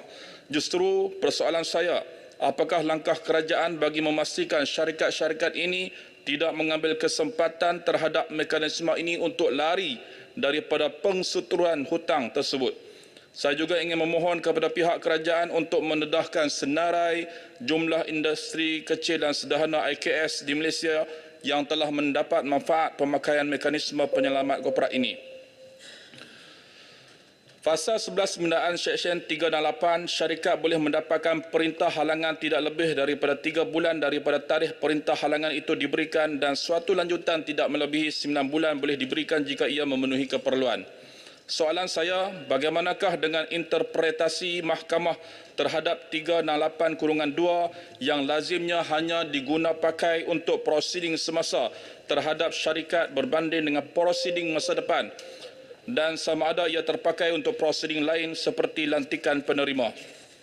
Adakah tempoh lanjutan tidak melebihi 9 bulan mencukupi mengambil kira keperluan semasa syarikat di samping tempoh moratorium yang tidak melebihi 2 bulan selepas pemfailan Perintah Halangan 368/1A. Saya perhatikan Seksyen baru 368/1A memperkenalkan tempoh cooling off 12 bulan sebelum permohonan baharu skim perkiraan atau kompromi dibenarkan jika Perintah Halangan telah diberikan. Apa yang saya ingin bangkitkan ialah bagaimanakah tempoh cooling off tersebut dapat membantu memastikan sebarang penyalahgunaan proses dapat dielakkan. Yang terakhir, fasa 10, 11 dan 12 iaitu memperkukuhkan rehabilitasi syarikat melalui penambahbaikan skim SPK. Menambah baik keseluruhan SPK dengan memperjelas peruntukan-peruntukan yang berkaitan dengan moratorium, peranan pengamal insolvensi, pembiayaan penyelamat bagi membantu syarikat untuk terus survive dari masalah kewangan untuk terus beroperasi adalah sangat baik. Namun, selaras dengan pindaan di bawah fasal ini, apakah usaha kerajaan untuk membantu usahawan kecil daripada aspek pengukuhan pengetahuan perakaunan seperti mengira untung rugi, mengira aset perniagaan, pengurusan pentadbiran, kewangan syarikat dan lain-lain yang berkaitan, khususnya kepada usahawan kecil yang tidak mempunyai latar belakang pendidikan yang tinggi. Kemahiran pengurusan kewangan ini sangat penting kerana ia menentukan keuntungan yang bakal diperolehi pada masa hadapan dan kedudukan mereka dalam tempoh yang lama dalam dunia perniagaan. Terima kasih Tan Sri Yang di-Pertua. Baik, terima kasih. Saya jemput balik pulau. Terima kasih Tan Sri Yang di-Pertua. Terlebih dahulu saya ingin mengucapkan terima kasih kerana memberi laluan kepada balik pulau untuk membahas RUU Syarikat Pindaan 2023 dan sekalung penghargaan kepada Kementerian Perdagangan Dalam Negeri yang telah pun membentangkan satu rang undang-undang yang saya kira sangat penting untuk membantu syarikat-syarikat yang menghadapi masalah terutama kewangan dan dana ataupun funding. Saya difahamkan jumlah syarikat yang terpaksa digulungkan pada tahun ini saja adalah agak tinggi dan menakutkan iaitu melebihi 2,000 syarikat. Kita tidak tahu punca sebenar, tapi kemungkinan ini disebabkan oleh impak dari COVID-19 atau ketidakkecekapan pengurusan yang didorong oleh ketidakstabilan ekonomi. Walaupun RUU ini bertujuan untuk menambah baik prosedur bagi memastikan syarikat-syarikat bermasalah ini dapat diselamatkan, saya merasakan cadangan ini agak lewat dan perlu disegerakan. Jadi saya cadang untuk menambah baik mekanisme penyelamat korporat di bawah RUU ini. Saya tahu telah ditawarkan sejak tahun 2020 lagi untuk membantu syarikat-syarikat yang terkesan dengan pandemik COVID-19. Dengan itu saya menyeru supaya ianya dapat disegerakan untuk diluluskan peringkat Dewan Rakyat seterusnya ke Dewan Negara. Terdapat banyak syarikat yang telah gulung tikar atau tenat walaupun pelbagai inisiatif telah disediakan. Saya berharap pindaan-pindaan dapat membantu SSM dalam memulakan proses menambah baik mekanisme penyelamat korporat bagi menyahut seruan kerajaan perpaduan yang ingin membantu semua lapisan masyarakat yang terkesan dengan pandemik termasuklah syarikat-syarikat. Cadangan untuk meminda atas syarikat 2016 juga turut dikemukakan menjadi sebahagian daripada Ordinan Darurat Kuasa-Kuasa Perlu 2021. Saya bersetuju dengan saranan supaya pindaan dibuat terus kepada atas syarikat 2016 manakala Ordinan Darurat tersebut bersifat sementara. Sehubungan dengan itu, saya ingin mencadangkan supaya proses penggubalan untuk meminda atas ini hendaklah dijalankan setelah sesi lebat urus untuk menerangkan perincian pindaan kepada pihak-pihak kawal selia serta industri bagi memastikan undang-undang yang dicadangkan ini mendapat sokongan seluruh komuniti korporat. Berdasarkan statistik yang masih rendah, keperluan untuk memperkenalkan polisi-polisi baru adalah relevan supaya lebih banyak syarikat yang mengalami masalah kewangan tampil ke hadapan untuk menggunakan mekanisme penyelamat korporat bagi tujuan memulihkan kedudukan kewangan syarikat. Ini seharusnya meliputi meluaskan pemakaian sukarela korporat dan pengurusan kehakiman kepada semua kategori syarikat. Saya menjangkakan sebanyak mungkin syarikat bermasalah dihubungi untuk memanfaatkan kerangka mekanisme penyelamat korporat yang baru yang lebih kukuh. Saya juga berharap lebih banyak syarikat termasuk yang tersenarai di bursa dapat memanfaatkan proses baru ini. Saya juga tertarik dengan RUU Pindaan 2023 ini yang memperkenalkan peruntukan di mana moratorium diberikan secara automatik setelah syarikat memfailkan permohonan untuk mendapat perintah halangan. Moratorium ini diberikan untuk tempoh maksimum 2 bulan atau sehingga mahkamah membuat keputusan terhadap permohonan ini yang mana terdahulu. Saya yakin tujuannya sangat murni bagi memastikan syarikat diberikan perlindungan daripada prosiding perundangan termasuk petisyen untuk menggulungkan syarikat. Dalam arti kata lain, syarikat diberikan ruang untuk bersedia mencadangkan skim kompromi dengan pemiutang-pemiutangnya dan hasrat tersebut dapat diteruskan tanpa halangan oleh pemiutang. Saya ingin menyentuh berkenaan kerangka pelaporan pempunyaan beneficial di mana ianya adalah satu kerangka pelaporan yang kini hangat dibincangkan di sektor korporat di Malaysia dan juga di peringkat antarabangsa. Saya faham bahawa keperluan penzahiran ini adalah selari dengan piawaian antarabangsa yang diamalkan di negara-negara maju. Objektif utama piawaian tersebut adalah untuk membenteras pengubahan wang haram, pembiayaan keganasan dan juga aktiviti haram lain termasuk rasuah dan pengelakan cukai. Saya difaham juga terdapat satu badan antarabangsa yang dikenali sebagai Financial Action Task Force FATF di mana badan ini akan menjalankan penilaian secara berkala dan akan mengeluarkan dokumen-dokumen yang mengenal pasti bidang kuasa negara-negara yang lemah dari segi langkah-langkah mementeras pengubahan wang haram dan pembiayaan keganasan. Justru, pindaan ini saya yakin dapat menyelamatkan negara kita dari disenarai hitamkan oleh FATF. Bayangkan jika ianya berlaku. Pertama, ia akan menyebabkan persekitaran pelaburan negara terjejas. Pelabur asing akan menggunakan dapatan penilaian tersebut untuk mengukur risiko pelaburan di Malaysia dan yang berpotensi mendatangkan kesan negatif terhadap aliran modal dan juga kedua, reputasi Malaysia akan terjejas di peringkat antarabangsa. Di samping itu, Malaysia akan diletakkan di bawah senarai negara-negara yang akan dipantau secara terperinci dan ketat oleh FATF. Untuk memastikan perkara ini tidak terjadi, maka saya menyokong hasrat KPDN untuk meluluskan rang undang-undang syarikat pindaan 2023. Saya memuji kecekalan pihak kementerian dalam memastikan persekitaran korporat tetap terjaga dalam keadaan ekonomi dunia yang tidak stabil.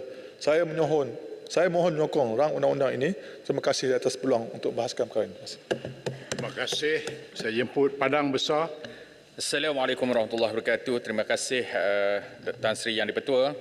Terlebih dahulu saya ucapkan terima kasih kerana diberikan peluang dan ruang untuk membahaskan suatu akta untuk meminda rang undang-undang syarikat pindaan 2023. Bencana COVID-19 menjadi pengajaran buat kita. Perlu ada persediaan awal menghadapi pelbagai kemungkinan. Bagaimanapun, kesan terlalu besar menyebabkan banyak syarikat gulung tikar dan ramai yang hilang peluang pekerjaan.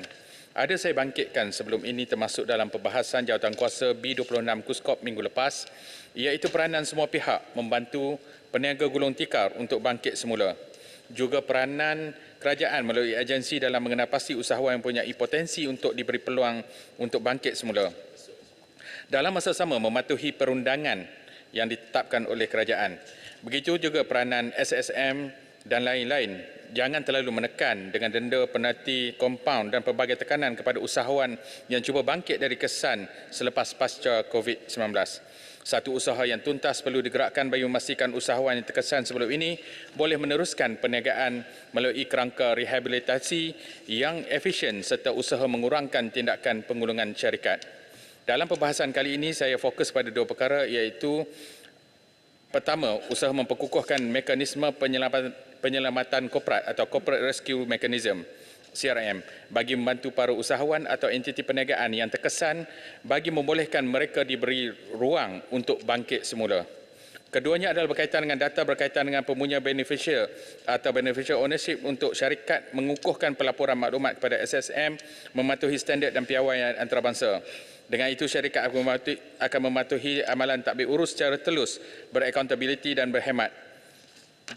Bagi mekanisme penyelamatan korporat atau Corporate Rescue Mechanism, soalan saya sejauh manakah penambahbaikan mekanisme penyelamatan korporat ini akan membantu golongan usahawan dan entiti perniagaan yang terkesan, khususnya mereka yang ketika ini berdepan masalah aliran tunai sehingga mengakibatkan ada yang terpaksa gulung tikar mengambil kira pengalaman sepanjang pandemik serta kesinambungan bantuan-bantuan yang disalurkan melalui pakej rancangan ekonomi sebelum ini.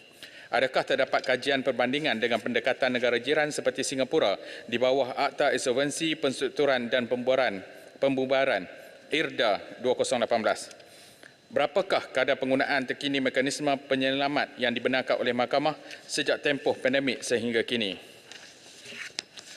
Bagi kerangka pelaporan dan penzahiran maklumat pemunya beneficial, Penggal baharu 8A memperuntukkan tanggungjawab syarikat untuk mengemukakan laporan maklumat kepada SSM mengenai data berkaitan pemunya beneficial atau beneficial ownership. Soalan saya, apakah bentuk penyelarasan yang telah dibuat merentas kementerian dengan agensi penguatkuasa seperti Bank Negara Malaysia dan SPRM, terutama untuk memudahkan siasatan badan penguatkuasa dan penyiasat terhadap pihak yang mungkin berselindung ketika menjalankan jenayah dengan menggunakan entiti perniagaan?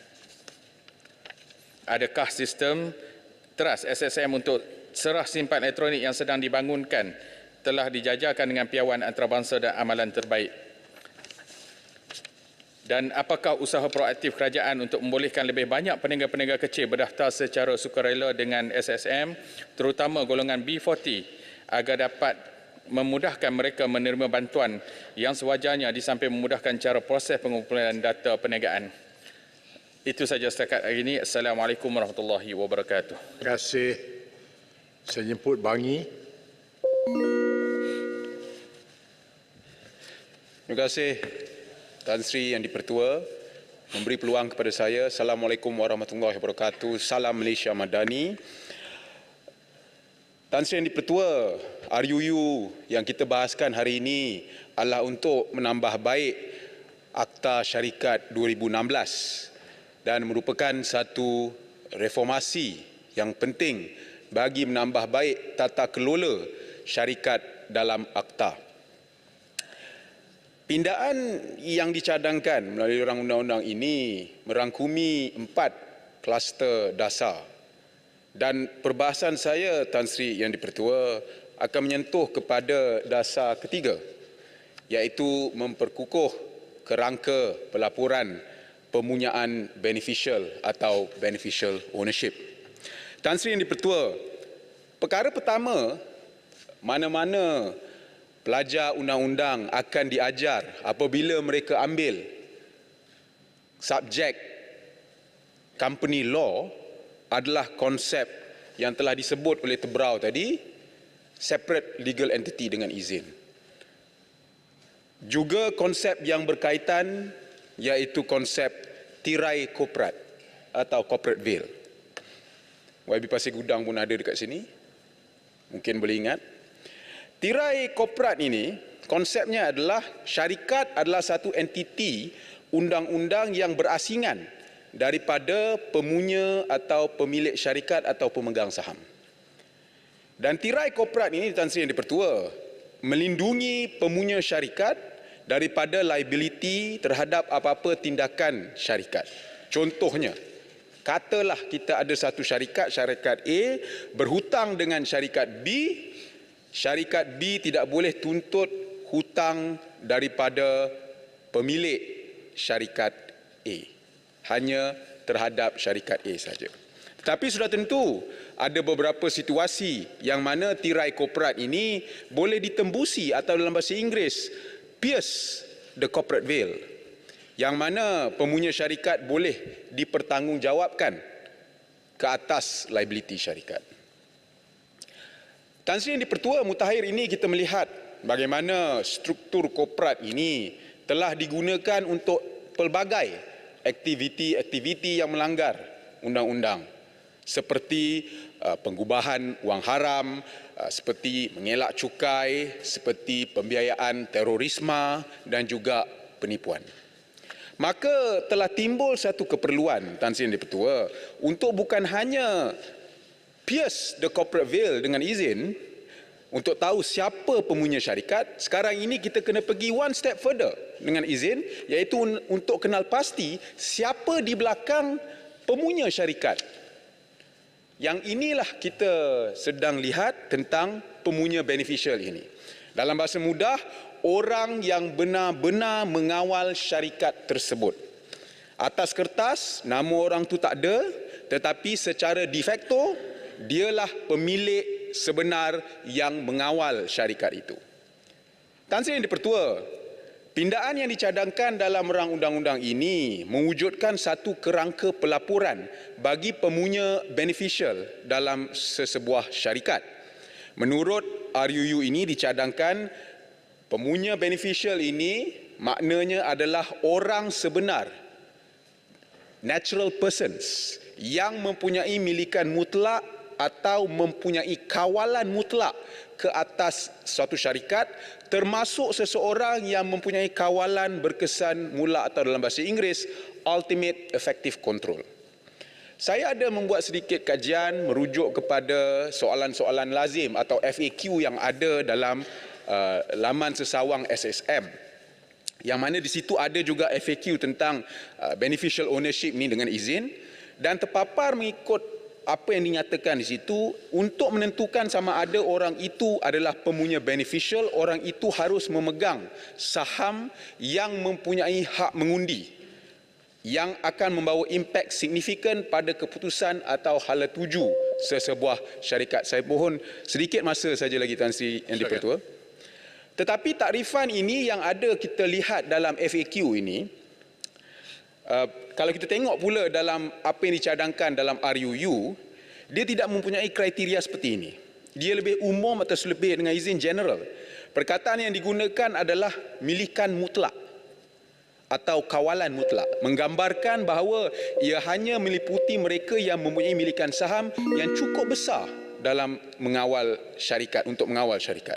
Saya khawatir, Tan Sri Yang di-Pertua, bahawa sekiranya kita tidak takrifkan apa dia beneficial owner ini dengan lebih terperinci, dengan lebih ketat, mungkin ada beneficial owner yang terlepas daripada obligasi untuk melapor, dan dengan izin it defeats the purpose of this amendment. Jadi saya mohon mungkin pihak kementerian, pihak YB Timbalan Menteri boleh memberi ulasan mengenai perkara ini. Satu lagi perkara, saya dah nak gulung dah ni, satu lagi perkara adalah mengenai akses kepada daftar pemunya beneficial ini. RUU ini, Tan Sri Yang di-Pertua, memberi kuasa kepada menteri untuk menentukan orang yang boleh ada akses kepada daftar pemunya beneficial. Jadi siapa yang boleh akses kepada daftar tersebut, menteri boleh tentukan. Saya difahamkan bahawa buat masa ini pendirian kementerian adalah hanya, jika diluluskan, hanya agensi kerajaan dan penguatkuasaan saja yang akan diberikan akses.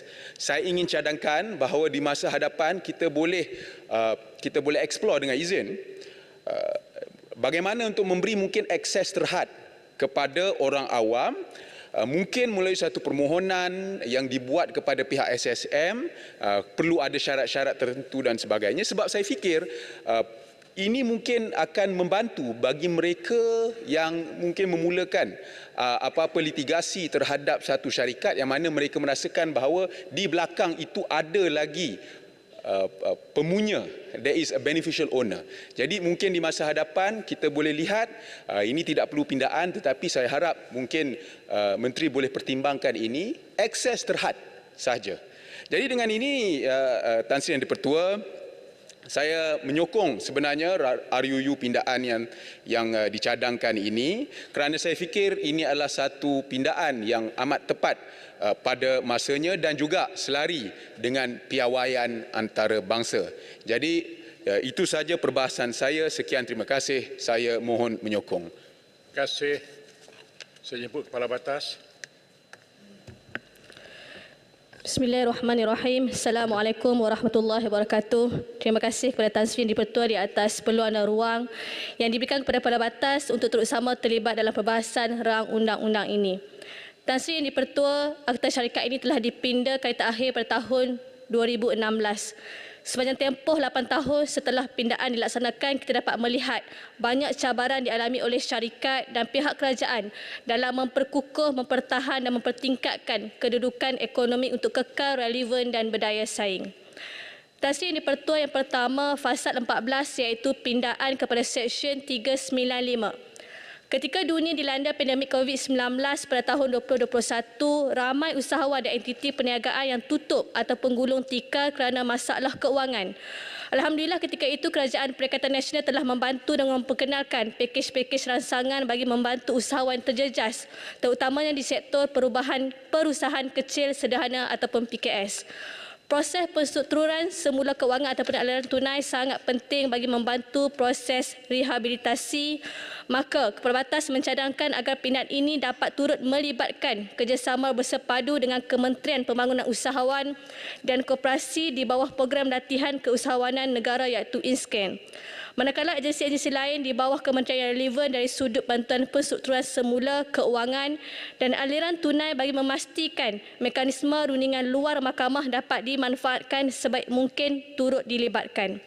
Tindakan mahkamah seperti embargo contohnya hanya akan lebih menekan dan menyukarkan sesuatu perusahaan itu untuk kembali kukuh dan beroperasi dengan lancar.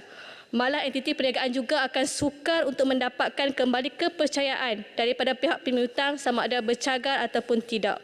Kepala Batas turut mencadangkan agar pindahan fasa ini diperhalusi lagi bagi memastikan syek-syek ini tidak dimanipulasi oleh pihak yang tidak bertanggungjawab dan berniat jahat dalam usaha untuk kacau ganggu seseorang usahawan ataupun sebuah entiti perniagaan seperti berniat memonopoli pasaran atau dengan sengaja melupuskan aset di atas kepentingan peribadi, kumpulan ataupun politik. Yang kedua, fasa 2 di bawah peruntukan Seksyen 2. Merujuk kepada fasa 2 peruntukan Seksyen 2 Perenggan A, pemegang saham di bawah pindaan polisi 3 turut disenaraikan sebagai pemunya beneficial. Saya mencadangkan agar seksyen ini ditambah baik dengan memasukkan jawatan pengarah syarikat sebagai salah satu penama bagi memperuntukkan definisi pemunya beneficial. Penambahbaikan ini membolehkan penyelarasan dapat dibuat oleh pihak berkuasa seperti BNM atau SPRM bagi memastikan proses perundangan dapat diteruskan. Kepala Batas sarankan agar tindakan seterus turut diambil kepada pemunya beneficial apabila aduan ataupun pendakwaan dibuat terhadap syarikat yang sahamnya dimiliki oleh pemunya beneficial. Kepala Batas sebelum ini telah menerima aduan daripada penduduk berkaitan sebuah kilang pemprosesan ikan sejuk beku di satu tempat di Lahar Bubu Kepala Batas. Mengikut makluman dan aduan penduduk, laporan dan tindakan ke atas syarikat tersebut tidak dapat diteruskan kerana berlaku penukaran nama syarikat walaupun salah seorang pengarah merupakan pemunya beneficial yang sama sebelum nama syarikat ditukar. Justru saya ingin bertanya, apakah tindakan dapat diambil oleh pengadu dan SSM terhadap kes seperti ini? Kepala Batas juga ingin tahu berapakah jumlah syarikat yang telah direkod dan diambil tindakan atas kesalahan melanggar Akta Syarikat 2016 berdasarkan seksyen tersebut dan tindakan yang telah diambil ke atas mereka sehingga kini. Yang ketiga, Penggal 8A Seksyen 60A. Ramai dalam kalangan rakyat Malaysia sememangnya mempunyai minat yang tinggi untuk berniaga. Ia dapat dilihat apabila ramai yang memilih untuk memulakan perniagaan dengan membuka gerai di kaki lima ataupun di tepi jalan. Namun begitu, masih ramai yang tidak berminat untuk mendaftarkan perniagaan mereka atas alasan-alasan tertentu. Adakah terdapat mekanisme daripada pihak SSM dalam membantu para peniaga ini mendaftar perniagaan mereka? Pengumpulan data ini boleh dijadikan rujukan untuk agensi-agensi kerajaan dalam membantu menguruskan insentif-insentif dan juga bantuan-bantuan yang sesuai terus kepada para peniaga berdaftar yang layak. Ini kerana dalam kalangan peniaga kecil ini mempunyai produk ataupun model bisnes yang berpotensi untuk diketengahkan. Sedikit bantuan daripada pihak kerajaan mungkin dapat menganjakkan potensi perniagaan mereka lebih ke hadapan.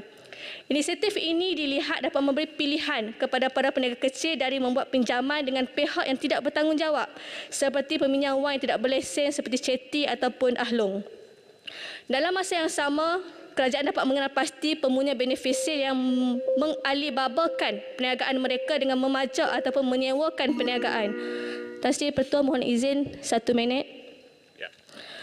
Dalam masa yang sama, kerajaan dapat mengenal pasti pemunya beneficial yang mengalibabakan perniagaan mereka dengan memajak ataupun menyewakan perniagaan untuk digunakan oleh pihak ketiga seperti pendatang asing tanpa izin ataupun penjenayah. Pengubahan wang haram adalah satu jenayah berat dan mungkin ini adalah satu cara untuk memeranginya. Tan Sri Yang Pertua, kesimpulannya, peranan Suruhanjaya Syarikat Malaysia adalah sangat penting dalam memacu ekonomi negara.